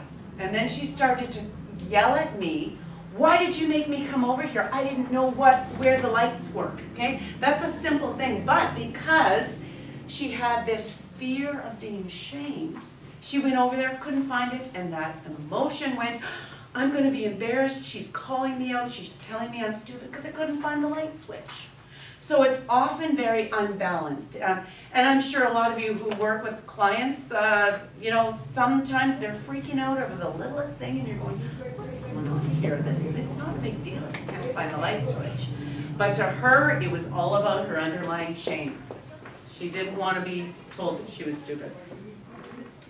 Another part of that is anxiousness, a feeling of nervousness, panic in relation to interpersonal stresses. We worry about the past, we worry about the future, we feel fearful, apprehensive, or threatened by the unknown. We fear falling apart. And I think somebody mentioned over here, you feel like you're losing control, you're falling apart. You're just going to be broken. So there's all those feelings that come as well. We have separation anxiety and insecurities. We fear rejection. We fear dependency. We fear that we're going to become dependent on somebody, and that was again in the old days. Women who stayed at home and worked, they feared losing their identity because they were just so and so's wife. I mean, that was way back in the day, but my mom was like that, so she had all those insecurities. So she was really afraid of that. And then another one is depression.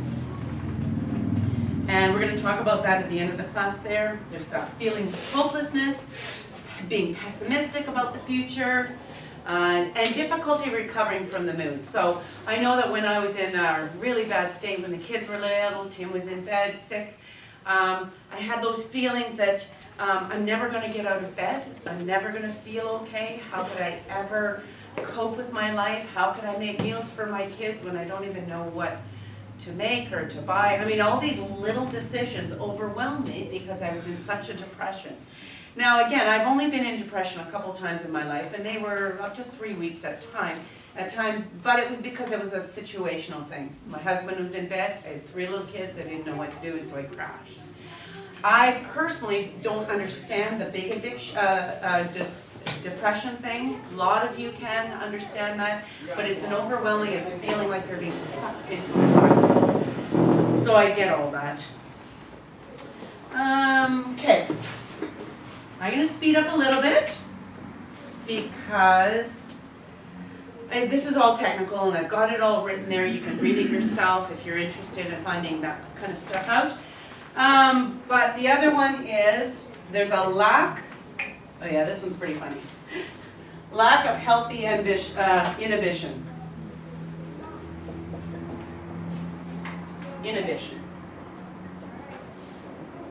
And this is very characteristic of people with BPD.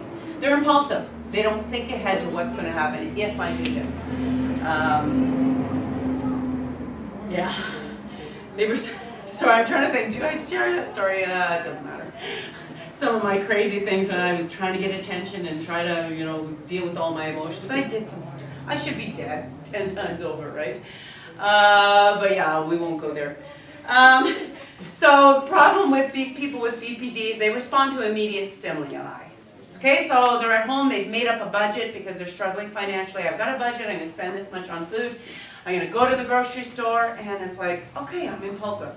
Pull this into my cart, pull this into my cart. All of a sudden I've gone twice over budget for what I had allowed myself to spend groceries, but I don't know how to stop myself. I don't know how to, it's impulsive. I have to have that block of cheese because I love cheese, you know, that kind of thing. So you don't really know how to set those boundaries. You don't know how to make yourself stick to a budget or stick to what decisions you've already made. The other one is, I'm gonna put that impulsive, risk-taking. And that's where I climbed bridges and under bridges and, oh my gosh. So yeah, very frequently they engage in dangerous or risky behaviors, potentially self-harming activities without any regard to the consequences. It's not like you can say to them as they're going to go do these crazy things, you know, you need to think about your safety. They just don't, they can't. It's like nothing's gonna happen, I'm fine. So off they go. There's often a lot of hostility or frequently angry outbursts, even to very minor things, like the lady that I asked her to go turn off the lights. She freaked out because hostility was coming out. It wasn't because I asked her to turn off the lights.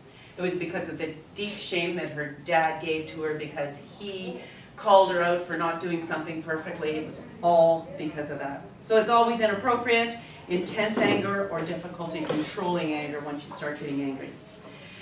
And the last one there is moods, instability of moods. So intense irritability.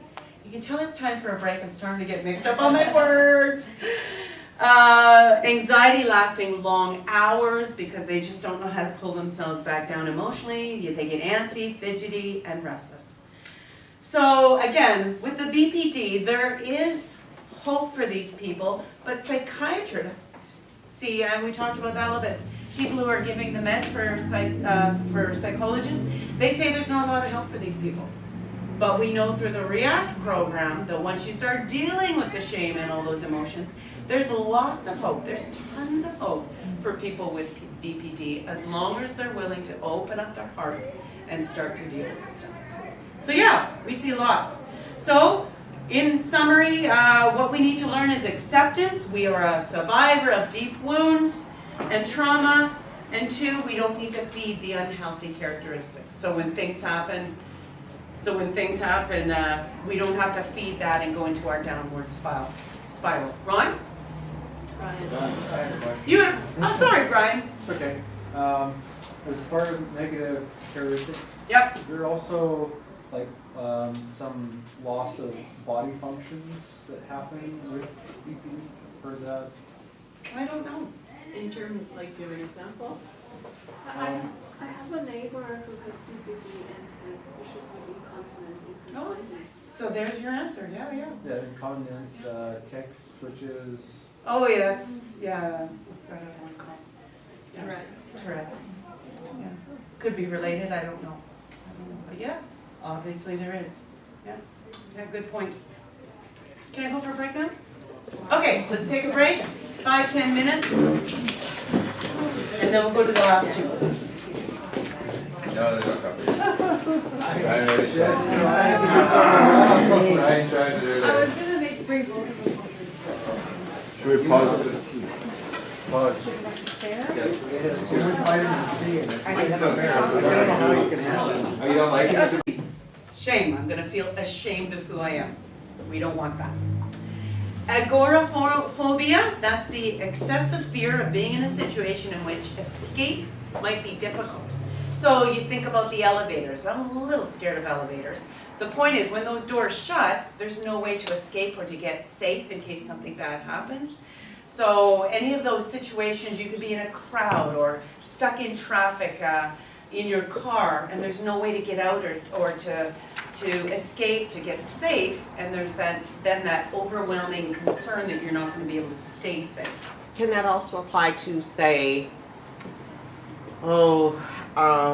say you're being trapped in a relationship, there's no exit, sort of thing? You could probably, yeah, Yeah. sure, yeah. Yeah, There's- rather you don't than just feel a there's a way place. out. Yeah, Yeah. sure, yeah, absolutely. Agora means city or something like that. Agora City, I think it's because it's a crowded environment, and if you're in a crowd, you can't get out of it, there's no way of escape, so it's usually a situation like in your car or something that there's lots of people, lots of buildings, lots of cars, a lot of things like that. I'm only guessing, but I would assume that's what it means if Agora means city, yeah. Yeah, something like that. I just wanted to mention the movie Bruce Willis's Die Hard. Okay, everybody's seen those? That was back in the day when, I mean, it's absolute terror, right? But that one scene where they're trapped in an elevator at the very beginning of one of them, and it's starting to fall and so they stop at the floors and they try to pull these people, and then it drops again. And guess who's afraid of elevators for the rest of their life? Me. Elevators, right? I mean, how many other people have been traumatized by that movie? I mean, my husband loves, the higher the body count, the better he likes a movie. But oh my goodness, elevators, anything that's fearful like that. So I can't watch any horror, any scary, even high car chases terrify me. So yeah, Tim and I watch very different things. All right, then there's the attention deficit, hypertension disorder. We talked about that. They can't focus. There's all the fear of what's going to happen when I leave here and go somewhere else. Obsessive compulsive. The obsessive part is that they're afraid of germs and diseases, and so everything has to be washed 1,000 times, and you know the hand sanitizer stuff, which they're now saying is bad for you because you can't kill the bad germs because all your good germs or your good antibiotics are gone. But everything has to be clean. We're afraid of germs, but it can also go to unwanted thoughts. So if you have a fear of something and it keeps coming into your head and you keep pushing it away, and there's that overwhelming obsession with what happens if I start thinking about this bad thing that's happening. So that can be part of the obsessive part. You're obsessing over being afraid of something else. So that can come in as well. I think that happens to some people with food as well. I do notice Yeah. somebody in my life that has Yeah. where everything, oh, I'm allergic to everything, and they don't want to eat anything. Right. Yeah, Yeah. it's So really they start scary. taking, very scary, Yeah. because you can't convince them that these foods are safe. Mhm. There's no way. So they have to work that through on their own. Does anybody watch Modern Family? Modern Family. I hate to be doing all these examples and stuff, but you remember Cam when his nemesis, he's a coach at a high school football team, and his nemesis comes in, and his nemesis is trying to be better than him, and he's like freaking out. And then he goes to he has his football, and there's a big game coming up, so he has to do all these compulsive activities in order for them to win the game, right? So every time somebody says something negative, he hits the football on all the door frames, right? And his partner says something else that's negative, and he's got to go around and hit the football. That's a compulsive disorder, because he feels that if he does those things, then they're going to win. Sounds like a silly example, but it explains it perfectly. All right, so then the compulsions would be your washing, your cleaning, counting. People that have to count everything all the time. Checking to make sure all the doors are locked and the windows are shut and the blinds are folded. Tapping, hoarding, mental rituals that you go through in your mind so that everything's going to be okay. That's a disorder, because you don't think life is going to just kind of smoothly go along. You've got to do all these things to make sure. And of course, we all know that nothing's going to help. Or you have to eat all the red Fruit Loops first or you're gonna die. Yes. Exactly. Somebody actually For told the me that. Smarties too, right? Yeah. You gotta Oh, eat all the yeah. Smarties last, yes. So then we come down to the specific phobias, situations like flying. I mean, I understand people not being very comfortable with flying. It's not a natural thing that our bodies are designed to do, go up in the air and shoot off into space. I mean, I get that. But people can become very, very afraid, and they've got to take meds in order to get on the plane, and then they sit there with their grips on their handrails, and yeah, just very, very frightening. Bridges, elevators, being put under for an operation. I'm convinced I'm gonna die, so I can't go under for an operation. Those are all specific phobias. Then there's the natural environment. So somebody mentioned spiders, dogs. We had a little, not a little girl, friend of Brittany's when we were going to a church, and she called me her second mom. And so we're sitting there one day, and somehow a dog got into the church auditorium. Here she was, 16 years of age, taller than me, a thin little thing, and she was on my lap shaking like a leaf because this cute little puppy was running through the church. I mean, that was a huge phobia. Of course, it goes back to she was bitten by a dog when she was little. But at 16, she still hadn't had the tools to work through her phobias so that she can handle life in a healthy way. Heights, storms, being afraid of storms. Any other examples? Rats. Rats, yeah, who wants rats? Yeah. Snakes, oh yeah, that's a big one, they're just slimy, right? Yeah. Bacteria, What is it? fear of bacteria. Yes, yes, for sure. Yeah, yeah. All those things that we're afraid of. Thunder and lightning. Thunder and lightning, yeah, yeah, of course. Because who knows what's going to happen? I'm going to get hit.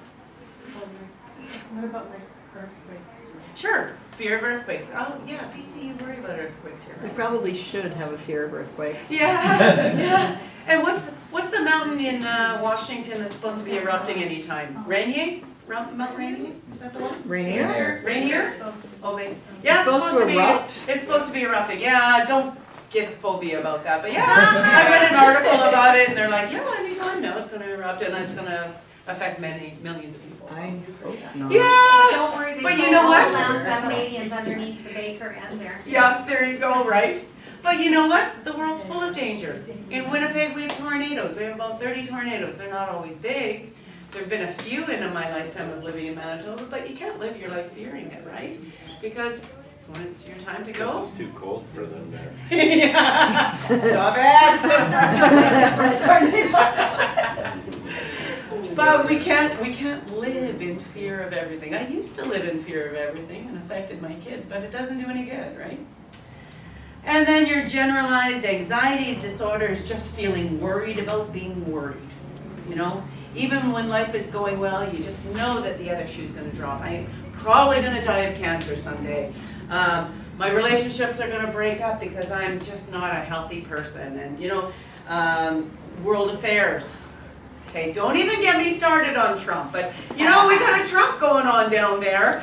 Sorry, in case everybody's, you know, anyway. The world is kind of crazy right now, isn't it? So, but we can't be paranoid about all that stuff. We just can't live that way. And then tasks that we have to do, you know. I know that I have to, you know, clean out the gutters before the rainstorms or whatever. You know, how am I going to get there? I can't do it. I don't want to be up on ladders. I mean, there's a million things that we can be afraid of. All right, so here comes your part.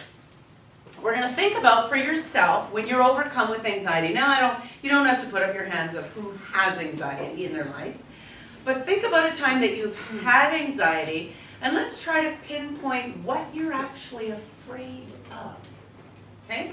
So, for example, I had a bit of a panic attack. I was at the grocery store, and it was a Saturday morning, and everybody had all their families there, and I couldn't get through, and I had a bit of a panic attack. It was terrifying. I thought I was going to black out. It was terrifying. I had to go into another corner and settle down. What was I just afraid of? I was just afraid that I was going to be suffocated by all the people in there. And I don't like pushing past people. I'm too polite. I can't say, could you please move your 17 children out of the way so I can get by? So I didn't want to do anything, and I know it was going to be a hardship to go through these aisles. And I was having a busy month, and so it just kind of crashed down on me. So think of the time that you had, it doesn't have to be a panic attack, but it's overwhelming anxiety. See if you can identify what actually was happening. What were you afraid of? Because it all boils down to food. Anybody want to share?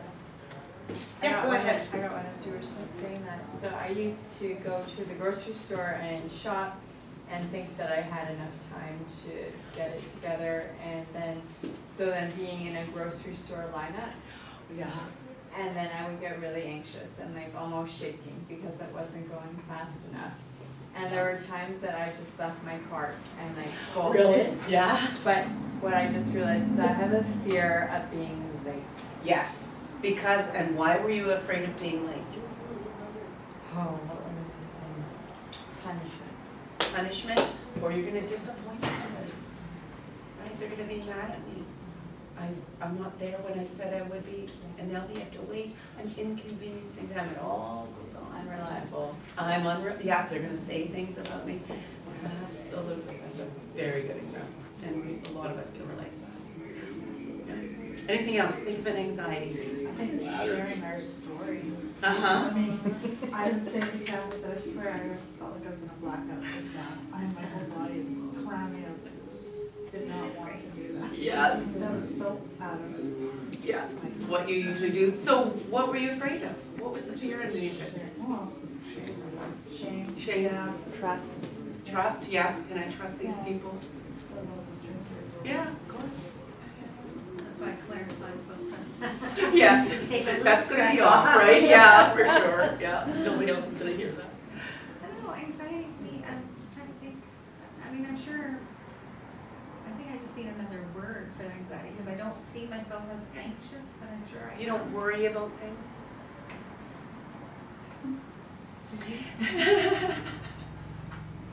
No, that's okay. Deal Whatever in you the think, moment, but what not if- necessarily in a healthy way. Okay. So I used to have, it started after I started working on the strip a year and a half ago, spending time in there. But I would get a sensation while driving where I thought I was gonna, like, everything start to move. And my heart would be fluttering within, and I don't know why that happened, and it happened 2 or 3 times when I was actually on the strip. Okay. And, so I don't, and I still don't. Still don't know why. Why I wasn't, what that was, although it has stopped since I've gone to counseling. Okay. So it could have been just old stuff coming out, something needing to be looked at. But it was definitely, I was afraid then to drive. Okay. I was afraid to drive, use the Golden Years Bridge, because that's where it happened, and then it happened on the freeway way to Vancouver. And so it actually became a somewhat debilitating, I had to bring something with me. Yeah. So maybe I thought, I'd have to go to the doctor, and then they're gonna tell me I'd have to go on medication, because I was having a heart attack. Maybe something like that. Yeah. I don't know. Yeah. It's a terrible feeling. Yeah. My daughter wakes up in the night sometimes, and she'll phone me, and she'll be shaking. And she's shaking, and she can't stop. And we'll go on for an hour and a half. Oh, wow. And we talk her down and work with her, and she's starting to talk herself down. She has a counselor, so she does that, but it's a real thing. Yeah, it's a real thing, yeah. And then she's afraid to go to sleep in case it happens. Oh, yeah. So then again, that just exacerbates the problem, right? So now she's tired, she's anxious about going to sleep, isn't getting enough rest. All these things are a cycle, right? Yeah, I can relate. I've got actually quite a bit of anxiety about driving, and I'm realizing that is one of the things I need to start working through, and it's probably because I've been hit so many times. Oh. And but even if I'm in traffic, I have that fear I'm going to be late. But I think also I'm getting like personal space issues while driving. Like, Yeah. no, don't get too close. Yeah. This is Canada. Even my car needs personal space. Sure. Because if I have that personal space, Yeah. you're not going to hit me. Right. Whoa, that guy is too close Right. behind me. That's Yeah. not good. Yeah. What do I do? Yeah, exactly. Oh, another good example. Good The to hear. easiest way to recognize anxiety is to catch any thoughts that start with what if. What That's if? very good. Yes, that's very good. I Yeah. can't do anything about it is depression. Right. What if is anxiety. Right. That's Oh, how- that's really good. I How like you that. figure out, am I depressed, am I anxious? Right. Because in depression, there is a situation and you feel helpless about it. Right. But in anxiety, most likely there is no situation yet. Yeah. But you are concerned that there will be a situation and you won't have the resources or Right. you won't know what to do. Yeah. And it's a perceived anxiety, perceived situation. Depression is, I can't do anything about it. Isn't that what you said? Yeah, I'm helpless. And Something anxiety is happening. what if? So and in you can't do depression, anything something about it. is happening to me. Yes. Maybe I'm low on cash or I've lost relationship. Something is happening to me and there's nothing I can do about it. I can't change people's minds or so on. Yeah. But anxiety is what if something something can be anything, even weird things or unimportant things. Yeah, yeah. No, that's excellent. Thank you for sharing that. Good, good. A lot of worry, yeah, yeah. But you actually have physical manifestations of it because it overtakes you. Yeah, I remember when had a talk at my church with, I saw one of the men from my past show up. Oh, yeah. Years on years on Yeah. even being in church. Yeah. I wouldn't say that's anxiety. That's major fear. It's like somebody from my past. Yeah, that's not a perceived fear. That's a real fear. That's not something that, yeah, that's very natural. Not all anxiety is bad. We should be anxious about driving in the wrong lane. Yes. Anxiety is for our Yeah. safety. It's to for keep our us safe, right? preservation. There's fear, we need to rectify the But when situation. it's unreasonable, when it's beyond normal, then you have to become concerned about it. I mean, to deal with it. Yes, yes, to deal with it. Because concern about it is just that generalized Yeah, yeah. fear of being afraid, Fear of being afraid. secondary anxiety. Yeah. That's a sign of pathology that you have to deal with it. Yes. Yeah. No, that's good. All right. So, a couple of the other things. I'm just going to throw these out because I've got them listed. Don't look at your sheet. I guess it doesn't matter. So, how many of us are afraid of what people are going to think of us? Where do we even put that? Yeah. Yeah, right? What are they going to think of me? Are they going to think well of me? Where would you put that in? Probably the social anxiety. What are people going to think of me? Yeah. How about being trapped in a place with no exits? What's that one? Panic attack or agoraphobia. Remember we talked about it being a city, big, lots of people around, can't get out. What about the feeling of constantly being overwhelmed? That would be the panic disorder, right? Yes. What about the fear of dying or passing out? Somebody said that's so specific. Somebody said the fear of death, right? What about the fear of losing control, going to sleep, or dreams? That could be agoraphobia or the generalized, yeah. Yeah. We even have people who walk into a room and they have to pick the perfect spot where they see the doorway and there's a wall behind them. I mean, they literally come into our treatment center and they have to pick the spot where they feel the safest. You know, that's a real huge one. That would be a specific for whatever. All right. We're going to just do a couple more things and then we're going to, oh boy. Yeah, we're good. What are you doing back there? You're scaring him because you're behind. We're still on anxiety disorders. So sorry. Yeah, I think I'm going to skip that part. We kind of talked about that at the in our first class this morning.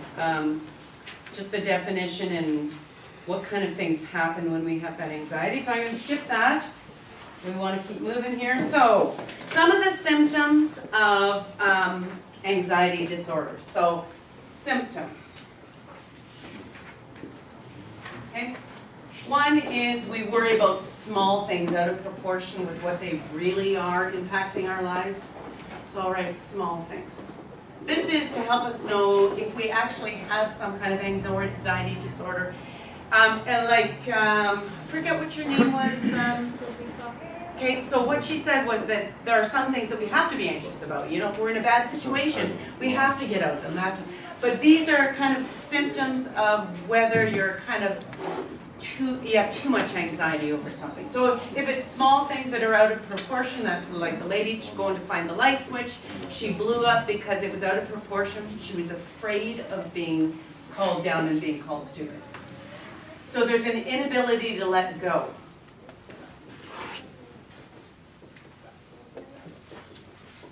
Anybody can say to you, well, just stop worrying. It's not that simple. There's an inability. We worry about excessive worrying. You know, if we have a bit of an anxiety happening and then we start to worry because it's going to start taking over our lives. So we worry about worrying.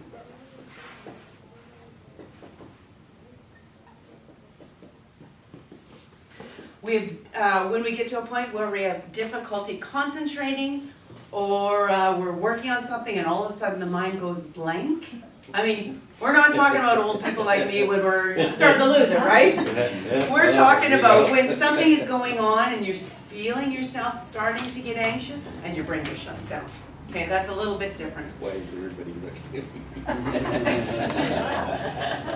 do notice about myself, I can, Sure. I Yeah. can read books for months Worried and about then all of a worried. sudden I can't focus.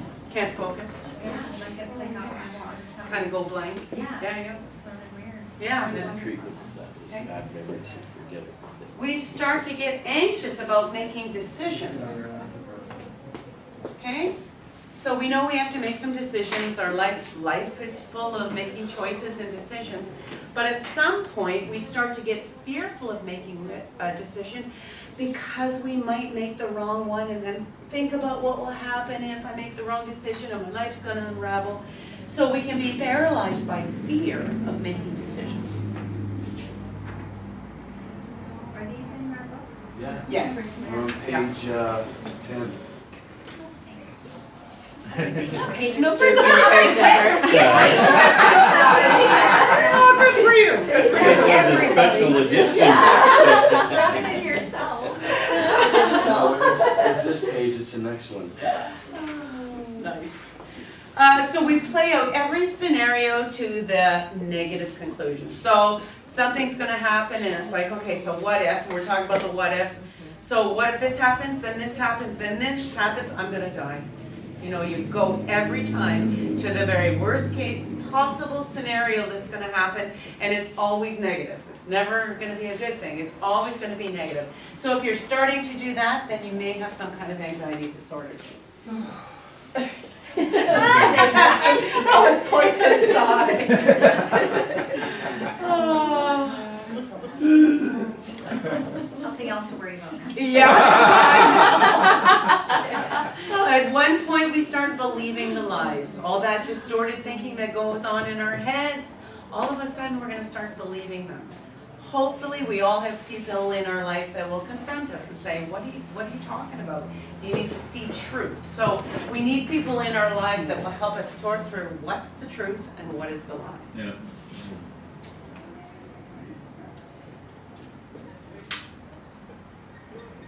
Then we have difficulty handling the uncertain.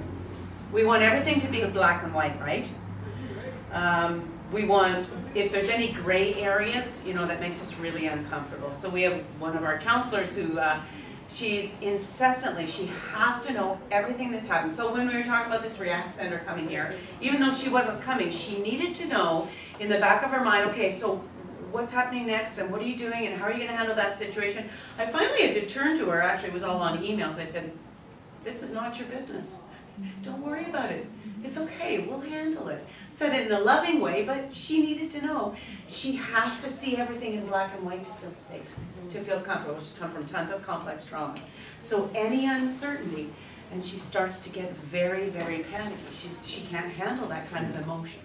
So we've been working with her for many years, but she still isn't quite there. She can't let things go. It has to be black and white for her to relax. All right, we're going to quickly go to the next quick topic there.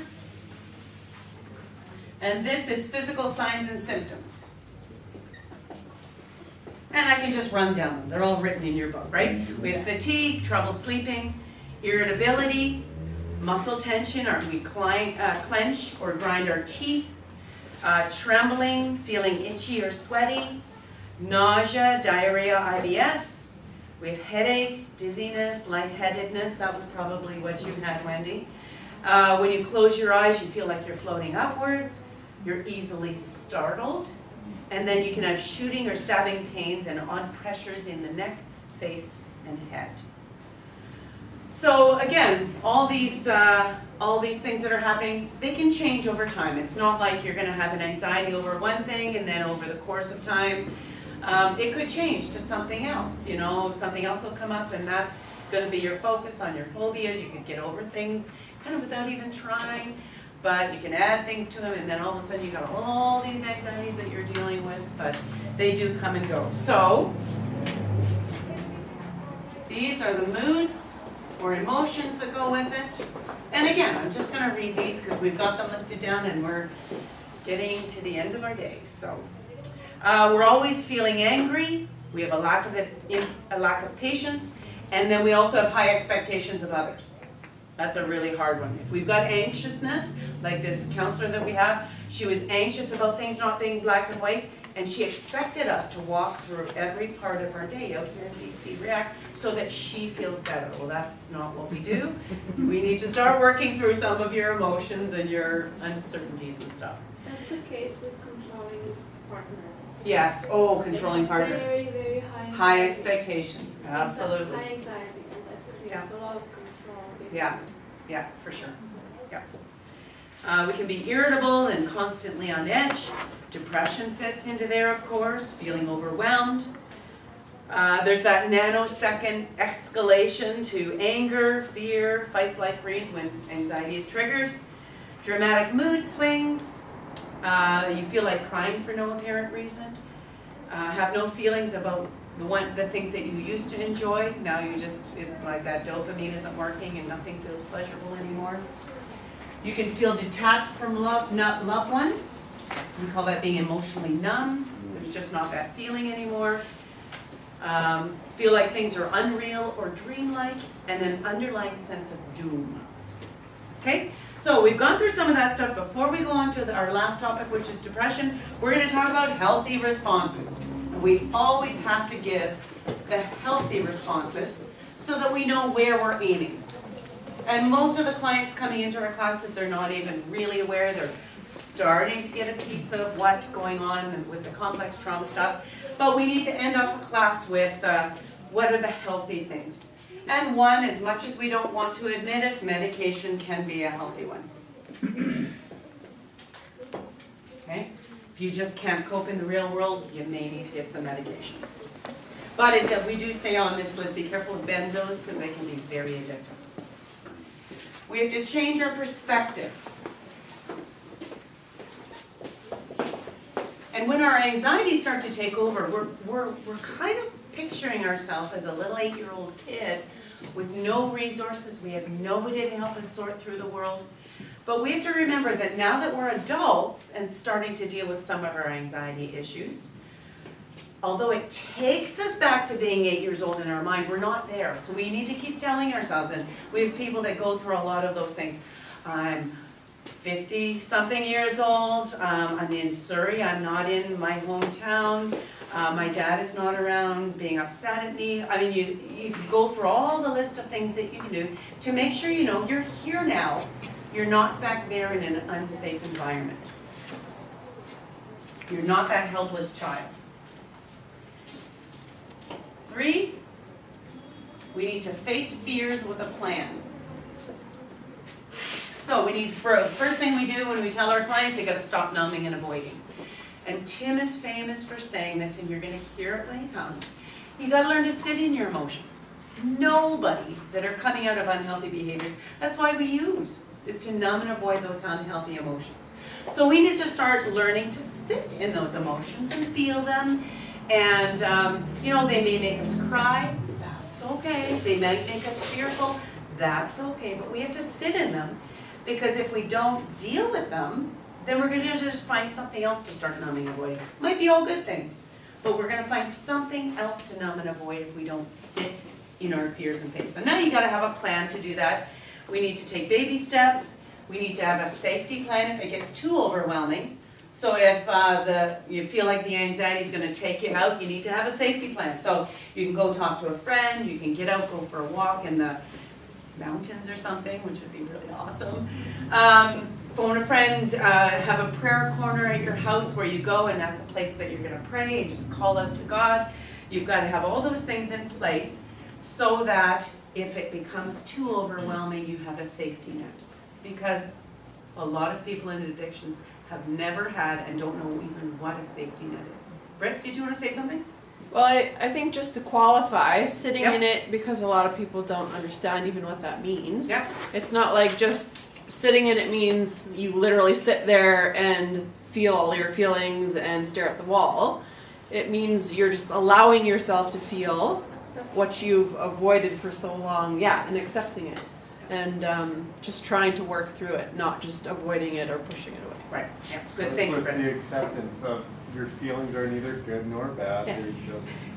They're there for a reason. Yeah, absolutely. I- Good, Brian, you're I getting was in a it. situation like that with mass panic during the revolution. Oh. We spent a whole night between shootings and soldiers and the other people running around, and one of the guys says, I just turned 30, I thought this will change things. Here is a little booklet, write your name so our parents will find out where we died. Oh, So Wow. it was like about 30 people, mostly young, very young.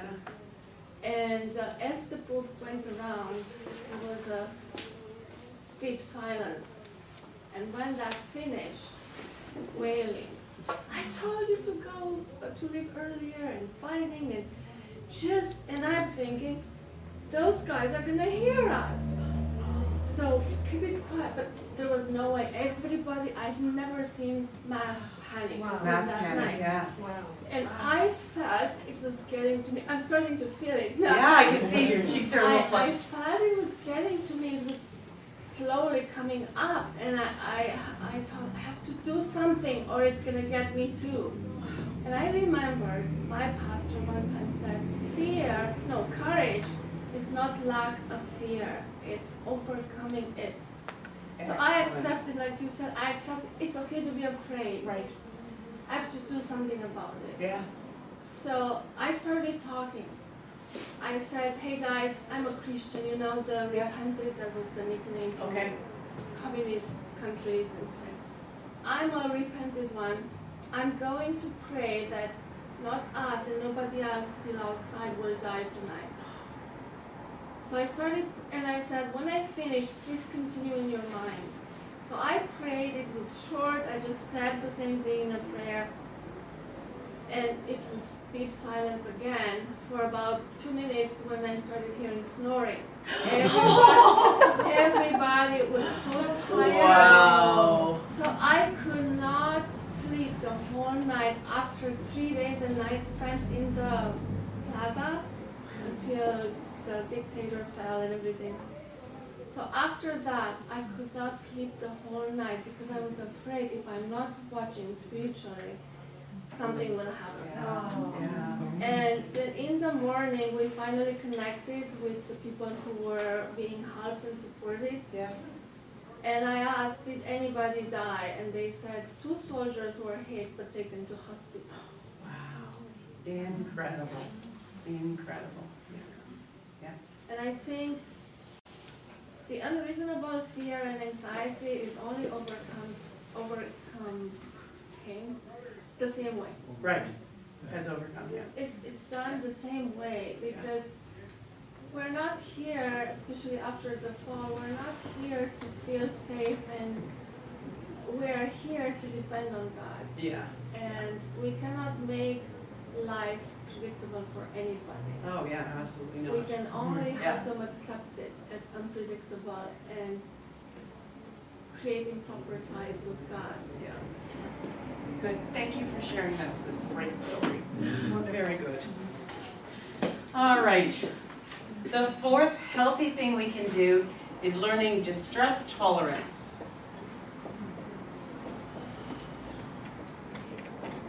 Okay, so fear and anxiety will trigger the limbic brain, the child's brain, and shut down the thinking. So we're gonna, again, in our classes, learn about mindfulness and grounding and kind of how to handle that anxiety, that stress stuff. And the prayer is definitely a big thing, right? So it'll help us to kind of be grounded, kind of get back to an even keel, if you talk about the ship reference. An even keel so we're not being swung around by the waves and the wind. So in this distress tolerance, we can also de-escalate emotions so that we can process it. We will have to sit in uncomfortable emotions. We just have to accept that we have to do that. All right, should we take another quick break? Maybe just a 5-minute break, and we got one more class to do about depression, and then we're going to do one more little exercise. And it's a little faster, the depression one. That was a big one. Longest day, we're almost there. You guys have done fantastic keeping up with the program. Yeah, this is the only Saturday till 4. Yes. All the other Saturdays, the next 3 are all till 1. I thought today was till 1, so. It was somebody told me, no, it's so far, so thank you for letting me know now. So just to clarify, we're not meeting next Saturday. It's every second Saturday. Every second Saturday. And only till 1. Yes. We had to do this one because we didn't have Monday because of Thanksgiving. Right. Yes. All right? Makes perfect sense. But you guys all did it. You made it Saturday all day. And you've done tremendous to teach this long, by the way. Thank you. That's a lot. All right, so let's go into depression. We're going to do this pretty quickly. not We going talk into about depression. depression all the time. That's, Sorry, what let's did I go miss? into depression. Let's go into depression.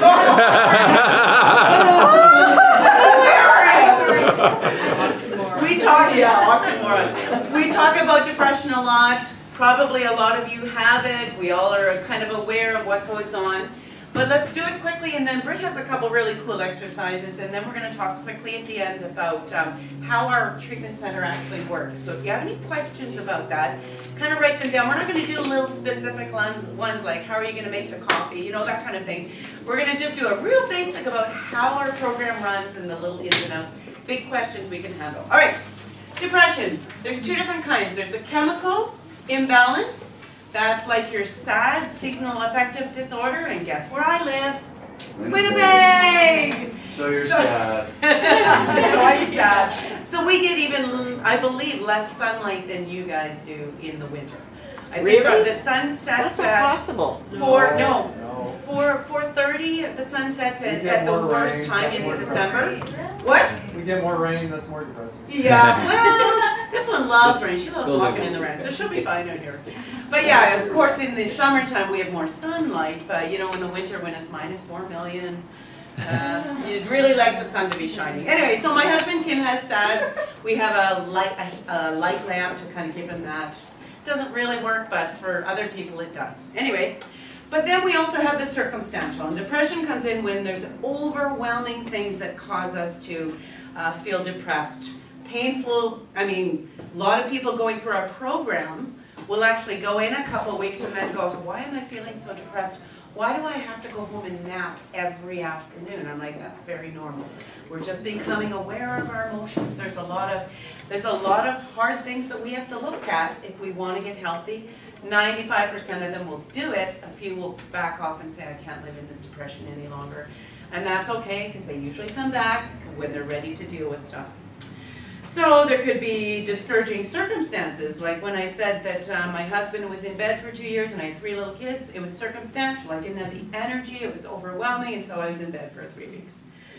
So the other thing that causes depression is guilt and resentments. And those are huge because that just kind of takes us down. What we've done to our kids is a big one. How I've screwed them up too much. We can start beating ourselves up, but we really encourage you not to do that. All right, again, I've only got a couple pages left. I'm going to read the symptoms instead of writing them down. This is the feeling when like you're being sucked into a black hole. You have a loss of interest in things that normally interest you, but there's a lack of motivation to even get involved. Nothing gives pleasure. Everything takes effort and is drudgery. There's that feeling of worthlessness. There's a feeling of helplessness. You feel overwhelmed and you can't cope with all the things that are going on. There's the antisocial, obviously. You resist any social interaction. And it's not that you don't want to be with your friends, but it creates a panic. I can't go out there and pretend that I'm okay. So there's the isolation part. We can get irritable, negative, and pessimistic about absolutely everything. There's a change in appetite, so that there's weight fluctuations, there's lots of aches and pains, physical ones.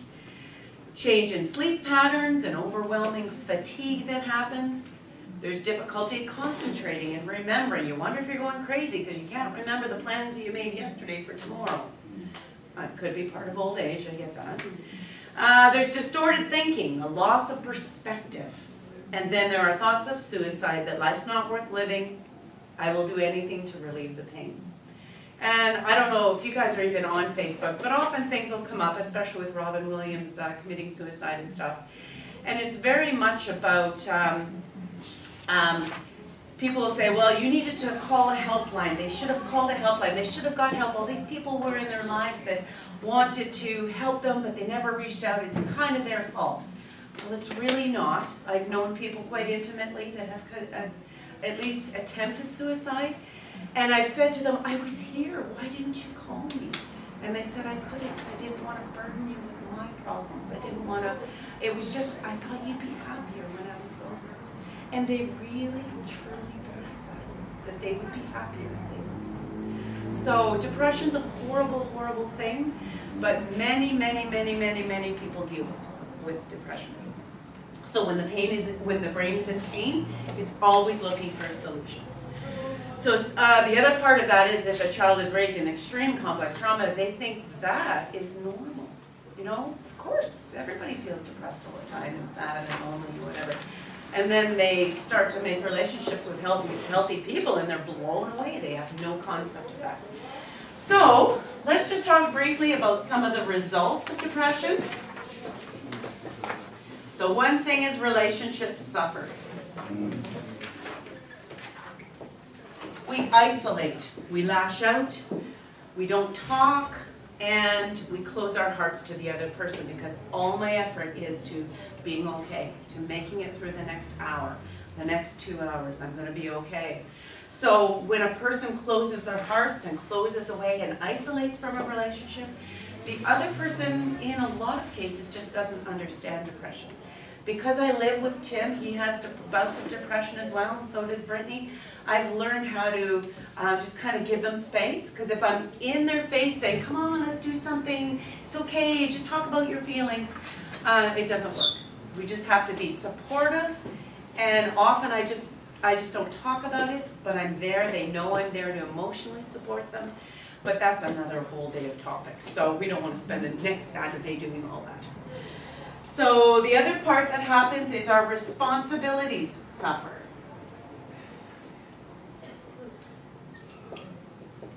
So because we're feeling lethargic, we procrastinate, we put off all the things that we should be doing, we keep putting them off and putting them off until it's a huge pile of responsibilities that I have to do, and at that point you just give up. You can't do it. So we avoid the problems that come up, we become lazy, we just don't want to deal with anything. So often, you know, jobs are terminated, relationships are broken because we just can't do things. Emotions. Because the depression is so intense in a lot of places or a lot of people, we feel the need that we have to distract. We have to avoid those feelings. So a lot of people will go again into unhealthy behaviors. They can go into their gambling, their food addictions, the shopping addictions, all the things that go on, because it's easier to just be busy and have distractions than to sit and feel my feelings. Or we become passive. We don't make any plans because we're probably going to break them anyway, so no point in making plans. But we also go where the emotions take us. So if something's happening and I'm gonna kind of want to do it, I'll go that way, even though I'm rejecting or. See, I'm starting to lose my train of thoughts at the end of the day. We avoid all of the things that we're supposed to be doing, and we're just going to do this because this feels better. Problem is that causes procrastination, and we just start getting kind of backlogged with all the things that we have to be doing, and the responsibilities we have, and the kids and their demands. And it just becomes totally overwhelming. And then at the last part, we have powerless feelings.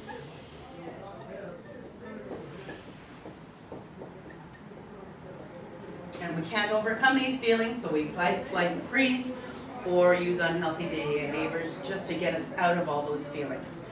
So if a person has experienced complex trauma for years and years, we have difficulty tolerating the ongoing depression and anxiety that often come with healing from our depression, our anxiety, and then we have mental health issues and all the things that come with it. So just so that we don't get discouraged, I'm going to list off some of these healthy things that we can do to avoid getting sucked into that black hole of depression. There are things that we do, so the healthy responses is one. Seek medical help. There's no shame in saying, I can't deal with this anymore, I need to go on meds. I mean, it's not the only solution. We're gonna also have to deal with the complex trauma and some of the stuff underneath, but if you need to get through this time of depression, then you possibly need to go on meds. Okay, we have to learn new coping skills.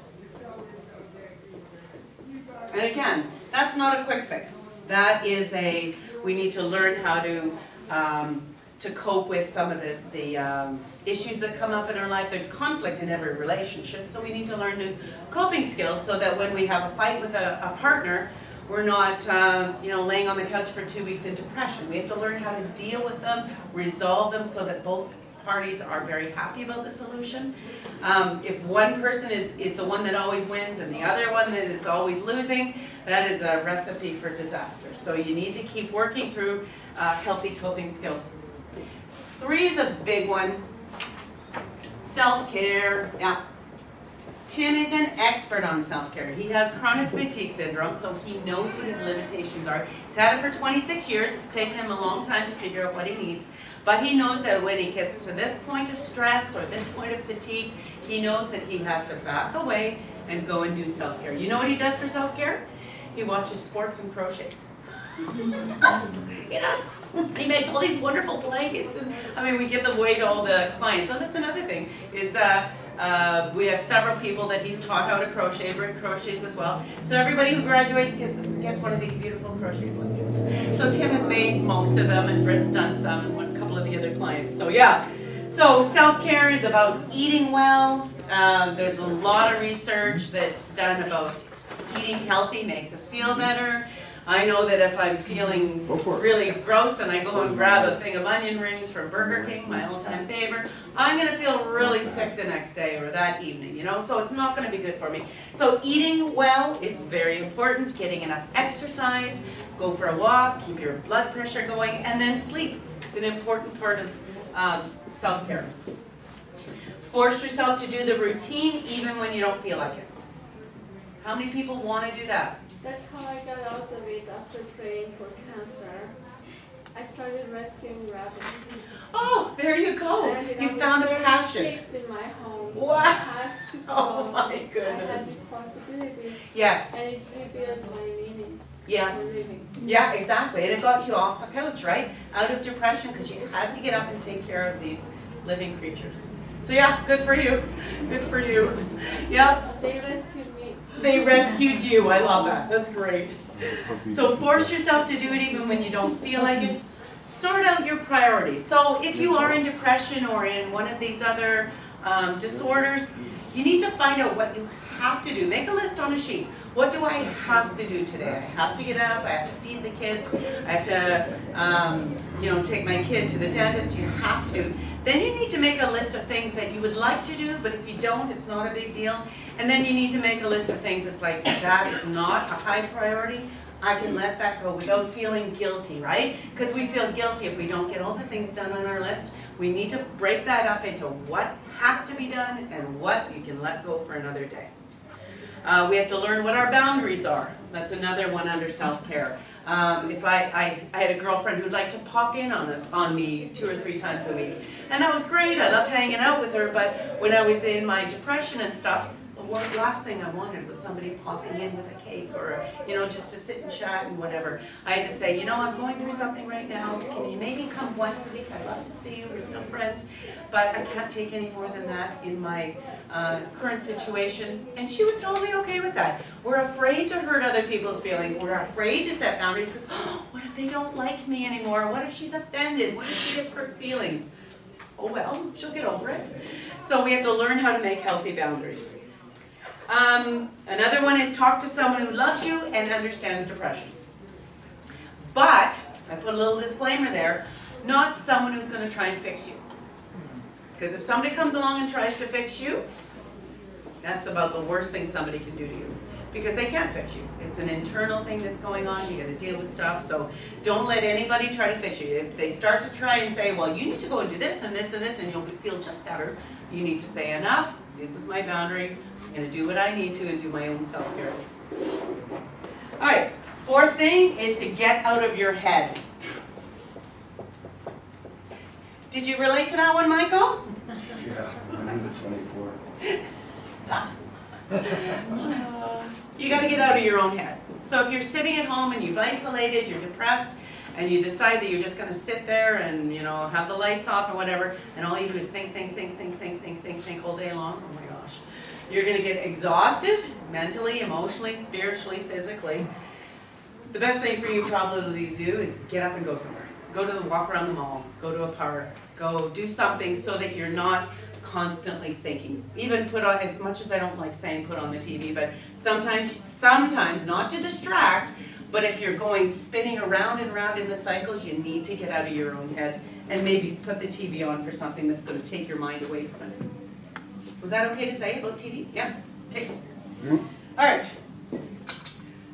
We need to make a difference between isolating and withdrawing. Okay? So isolating is not a good thing. Isolating is physically cutting yourself off from people and the people that care. Withdrawing is setting up boundaries. That's part of self-care. So that's a good thing, withdrawing. Sometimes you need to just take a step back, allow yourself time to rest, because rest is supposed to be built into us every day. Keep out of your head, put on the TV, do something you enjoy. Tim will crochet. He'll do something, but he withdraws from people in a healthy way. Isolating is cutting them off and saying no farther. So do you see the difference between those two? Yeah, there is a big difference. Tim made me put this one in. This was a good one. Bite your tongue a lot. So Tim deals with depression. So there are times that I'm a chatterbox. I don't have a problem talking for 8 hours a day. But it drives him crazy sometimes. So he knows when he needs to say, okay, can you just stop talking for a little while? I just need a little bit of space. And because we've been married so long and we love each other dearly, I understand that. I used to get offended by that. It used to hurt my feelings. What, you don't want to hear my thoughts? No, he just doesn't want to hear my thoughts right now because he's processing and withdrawing a little bit and trying to get healthy and self-care and stuff. So his advice to everybody is bite your tongue if you're depressed because you're going to want to lash out. And then again, that goes back to hurting relationships. Okay, we're almost done. Understand that depression is a huge part of relapse. You have to start becoming aware of your early warning signs. Be aware of the vulnerable areas that you're depressed. If you're lonely, that can be a big one for getting depressed. Nobody loves me, nobody cares about me. So if you start to go that way, and once you cross the line, and I'm talking to you guys as clients, as I would, if you cross the line of that, then you will eventually relapse. It's like a domino effect. You cross that line and that knocks over the next domino, and before you know it, you're using again. So be aware of your warning signs and know where you're vulnerable. Okay, here's another one that Tim's given me. Don't make life in your family all about you. Okay? So when you're depressed, you want sympathy, or you just want to isolate, or you want to do your own thing, you want to make all your own decisions. But if you have a family to run and responsibilities and stuff, you can't make it all about you. So the children come in and you yell at them because you're depressed, you just want quiet, so you make them go into their room and be quiet. Well, you know, that's not being really sensitive to the kids, right? So if it becomes all about, sometimes you have to just like bite your tongue, okay? They're gonna be noisy, I have 4 children, I'm gonna need to accept the fact, again, it's accepting the fact that they're gonna be noisy and doing a whole bunch of stuff. I need to learn how to deal with some of the aggravations that come with life. Life is just there. It can't be all about you, because if it is, it causes them complex trauma and they think that they don't matter as much as your needs. Number 9 is remember truth. Your thinking can get distorted. It's just what happens when you're depressed. You're in that mind, you have toxic thoughts, you're not thinking straight, your emotions are taking over and saying it's not worth living anymore. But it can lead to you believing those lies, and that's where people go into that depression state and even suicide, because they are not listening to truth. So you need to go back to truth, go back to the spiritual piece. I guess that's number 10 and 11. 10 is don't close your heart to the people around you and to God. Remember, he's always there. He is the one that made you, designed you. He can help you get through some of these things. Don't close your heart to God. And then the last one is surrender and trust. And trust. You have to trust those around you, and you have to trust God that he's going to pull you through. And there you go. All right. Another break or no? No? You guys, let's just keep going. All right. She's got an activity that she's going to do with you guys. Just one last comment on these. I mean, it's easy as professionals, as people who know all about this stuff, to give you guys advice to lay it out in simple form like this, but it's always important to remember that none of this is simple. It's always going to be messy. It's always going to be very gray, right? Because it's not like you can just do 1, 2, 3 and it's going to be perfect again, or it's all going to be fixed. So just to keep that in mind, but I think also thinking about the balance of self-care and selfishness. I know, especially as a lot of Christians, we were always told that taking care of ourselves at all is just being selfish. And so it's important to understand that taking care of our needs is something that we need to do. But it's making it not all about you. Not everything around you is about you. You still have to give of yourself. You still have to make sacrifices for those around you in your life. But that still doesn't mean that you can't take care of yourself first. Because we have to be able to take care of ourselves in order to give back to other people. So finding that balance. Okay, so what I wanted to finish off with was actually to do with the mental health stuff, but it's called a narcissism test. Now you Don't want that.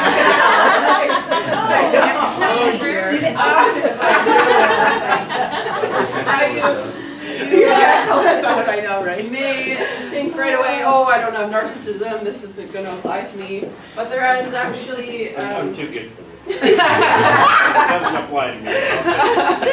But there's actually 3 different categories that you can fall into. One being extreme narcissism, the other being healthy narcissism, and the third being narcissism deficits. So you will fall into some sort of category, but these are all activities that I do with people in phase 2. So typically you wouldn't do this on the first week, but because we're kind of condensing the program into 2 months, I thought we would just go through this today. So the whole idea is, just seeing how much of this, how much of the it's all about me, or it's not about me at all, or trying to find the healthy balance where we kind of fit into that. So I'm going to give you 5-10 minutes to go through the test, and then the last couple pages are about actually figuring out your score. So it's a little bit confusing. If you have any questions, just ask Lex. I'll give you a little bit of time to work on that. Okay? What's this first part? The first part, don't worry about. Just skip down to number 2, the narcissism test. And then you're just for the next, I think, 30 questions, you're going to rate yourself on a scale of 1 to 5, how much you agree with each statement. That's okay. I remember when I first did this, I was on the 3 side. So again, it's thinking less of yourself than you should. And I think that's something too that we need to even understand better, is the humility stuff. Because again, with church, we were told, well, we should think of ourselves less, or think of less of ourselves and more of other people. But in reality, we have to think of ourselves not as better than, but as equal than everybody. Not less than, but still. We have to care for ourselves. Exactly. And that's hard to understand when we've been told that we need to think of ourselves less our whole life, right? Ron and I were just chatting about it, and it's really, for me, it's understanding how God sees us. Yep. And how he created us, right, as a masterpiece, as his piome, his special poem. We were created special, and it's really a deeper understanding of who we are in God's sight. That is to lift us up and to cause us to feel good about what he's created us to be. So it's not an issue of humility or not. It's understanding who we are in God's sight. Yeah, sure. It's a huge part of it. Good. Okay, in the package I gave you, there's also a life stress test. We're not gonna do that now, but you are welcome to take that home and do that if you wanna do that. It's just to understand how much stress you actually have going on in your life, because a lot of the times we don't even realize how much stress is affecting us. So that you can go over again in your own time, and we can maybe do that next class or go over it if we think of it. But that's kind of it for the exercises we'll do today. Any questions on that stuff? Thoughts, comments? What about spiritual depression? Because if you're close to God and you're going through circumstances, you end up blaming God. I mean, I did. Yeah, absolutely. And it took me, like, in physical life, I'm quite resourceful and I take responsibility and do things. But when I thought I was up against God and He didn't care, like I was saying, God, you got me into this adoption, 4 kids, I'm single. And then 6 months after I brought them to Canada, I had a car accident. Then my job was going down for 3 years, harassed at work. I just couldn't get it, and I was blaming God. Well, I come from a culture where you're not allowed to do that. But spending already a number of years here and doing counseling program with Trinity and Regent before, I kind of worked through that. I gotta be real with God. God, I'm upset with you, I'm disappointed. Yeah. But it took me a few years until I came to the point of, you gotta do something about it yourself. Like, have you looked, I come from a Baptist church, so there are no demons around Christians, right? So I started looking on the internet about deliverance. And I started realizing that I was blaming God for what the enemy was doing to me, everything that was stolen, killed, or destroyed in my life. And I had no reference. I could not find a group of good Christians who would talk about that. When I tried at the church I was going to, and I said I'm looking for a group of people who pray deliverance.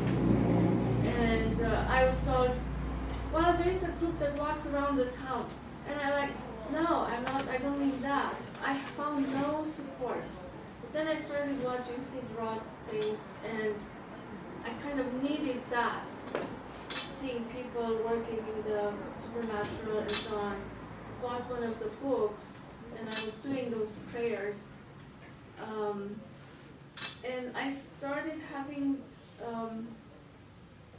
like a high in the spirit. And I could not find anybody to help me work through that. And I was praying, and electricity through my arms, and it scared me. I didn't know who it was. Was it God? Was it the devil? I shut it off. That was 2015. And I'm still trying to get back there. 3 years later. So I think, especially because we are believers, it's probably good to at least think about it as a group and maybe create a baby step for the believers who go through spiritual depression. Like I was upset with my kids for the mean ways they were dealing with me, but ultimately I was blaming God for it because I knew they were hurt. They went through 5 years of orphanage. They've been through abuse. And I had to do a lot of work alone because nobody could relate to it. I stopped even telling people. I did not call people. I did not tell them because it would have been like the 3rd year, 5th year of still struggling. And who does that? Only people who have lost it. Only people who are not normal, able to deal with life. So I I isolated myself from any and every support gradually because nobody would know how to deal with it or how to support me. And on the contrary, like I'm struggling with kids up the walls at home. Anybody I reached out to turned them against me. And I had to cut them off to save my kids' development and everything. But then I was cut off from any and every possible support. Yeah. It's challenging, for sure. But it's a real thing, right? So many people go through that stuff. All right, so how I just want to end off is give you guys a big picture of what we do or what we're going to do with React, kind of what's an everyday, typical day is going to look like, and then I'll leave some time for questions for you guys at the end, okay? So just big picture, kind of why we designed React was obviously number one, to deal with the complex trauma piece, which is huge to begin to understand why we do what we do, the underlying issues. But the second piece was, I believe Tim mentioned too, was the long-term support, having a safe place where people could come for as long as they needed to. So that's kind of why we've developed 3 different phases that we call them, days and evenings, so that people can pretty much come when they get to the long-term piece, whenever they can, for as much as they need. Just for you guys to understand, our program is co-ed. We have a very wide range of ages, from I think as young as 17 to 70. We really don't have any restrictions on people coming in, besides if they're not able to kind of comprehend or participate all of this information that we do present. And then the only other things that we would look at would be charges, sexual charges in the past, or medications. If they're not able to function, then that would kind of hinder them getting into the program. But really what they do to get into the program is, number one, fill out an application form. That's just the first step. They fill out an application form, hand it in. We actually have on our website an application form that you can fill in online and just email it in that way, so it's real easy. And then once we get the application form back from them, we call them to set up an assessment. So basically what that means is we're going to sit down with them, kind of see where they're at, not just get their information from them, but to see what they've been through, what they've kind of healed, or where they're at in their healing journey, to assess all of that. So once the assessment's booked, they come in and we, again, sit down with them, and then from that point on, if they're accepted, which I don't think we've ever actually turned away anyone as of this point yet, but we would usually have them start the next Monday, start in phase 1 of the program. So a couple people have asked about different phases, where people can start, and we are very open, we are very flexible to how people can, or where people can start in the program. But we always recommend, because a lot of this information is very new in the treatment field, especially in Manitoba right now, I don't know if it is here too, but we recommend that everybody start in phase 1, because that's really the foundation for understanding the rest of the program. So phase 1 is 4 weeks, your full-time days, Monday to Friday, and yeah, again, it's just an overview introduction to all of that. You are, if you've been through Finding Freedom or another program that deals with complex trauma before, you would be welcome to start in phase 2 if we assess that that would be a good fit for you. Or also in the past, if you only have 2 months that you're able to commit to, then you'd be able to start in phase 2 as well. But we've also had people just jump into phase 3, kind of bypassing phase 1 and 2 if they're only able to come to the evenings. So if they have a full-time job, they can only do the evenings.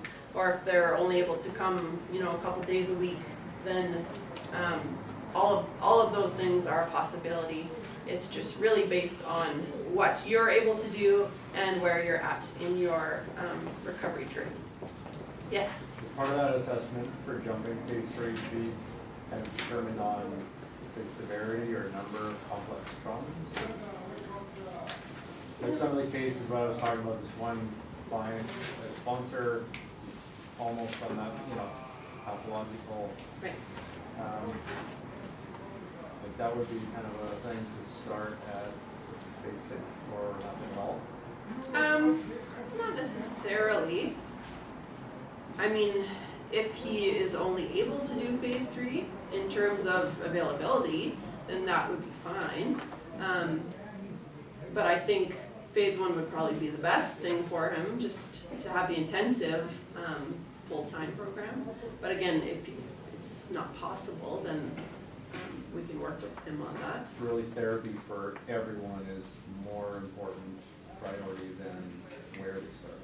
Yeah.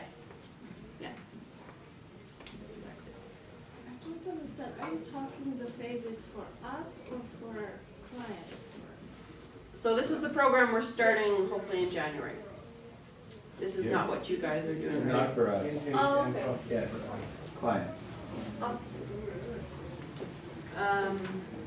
Yeah, so does that kind of intake process make sense? Yeah, did I understand correctly, so somebody who was a registered sex offender, for example, would probably not be accepted? They could be. It really just depends on how willing they are to look at that, to take responsibility for it, to make changes in regards to that. So of course, it's possible that we would accept them, but we would just have to assess where they're at. Lenny's lunches in January, so exciting, by the way. This is a great idea. Do you see, so this is, if you're doing this first core training, for example, and then the opportunities will arise in January for the program to start, or within our reach, right? So how is it typically set up? Are you mirroring what the exact setup is? Are there different people that might pop in to do different portions? Are you going to have opportunities to be volunteering in the evening section opposed to the day section for volunteers that are working? Are you just asking about volunteers? Yeah, just for like part of it's personal and just my own curiosity, but so you were talking about daytime and then evening. Yes. So for example, if I'm working full-time. Right. And I would really like to participate, is there going to be opportunities for me to jump in at places? Or Yes. would you rather have 2 people take a crew of clients through from beginning to end? Do you understand what I mean? Do you become your own cohort and then the trust builds with those 2 people and the 15 people that you're carrying with you? Or is there opportunities for volunteers to pop in, or is that yet to be all discussed? Well, I think the evening program is different because it's not as structured and set time as the day program is. So it's open-ended long-term, where you would be able to do that. I mean, you could with the day too, but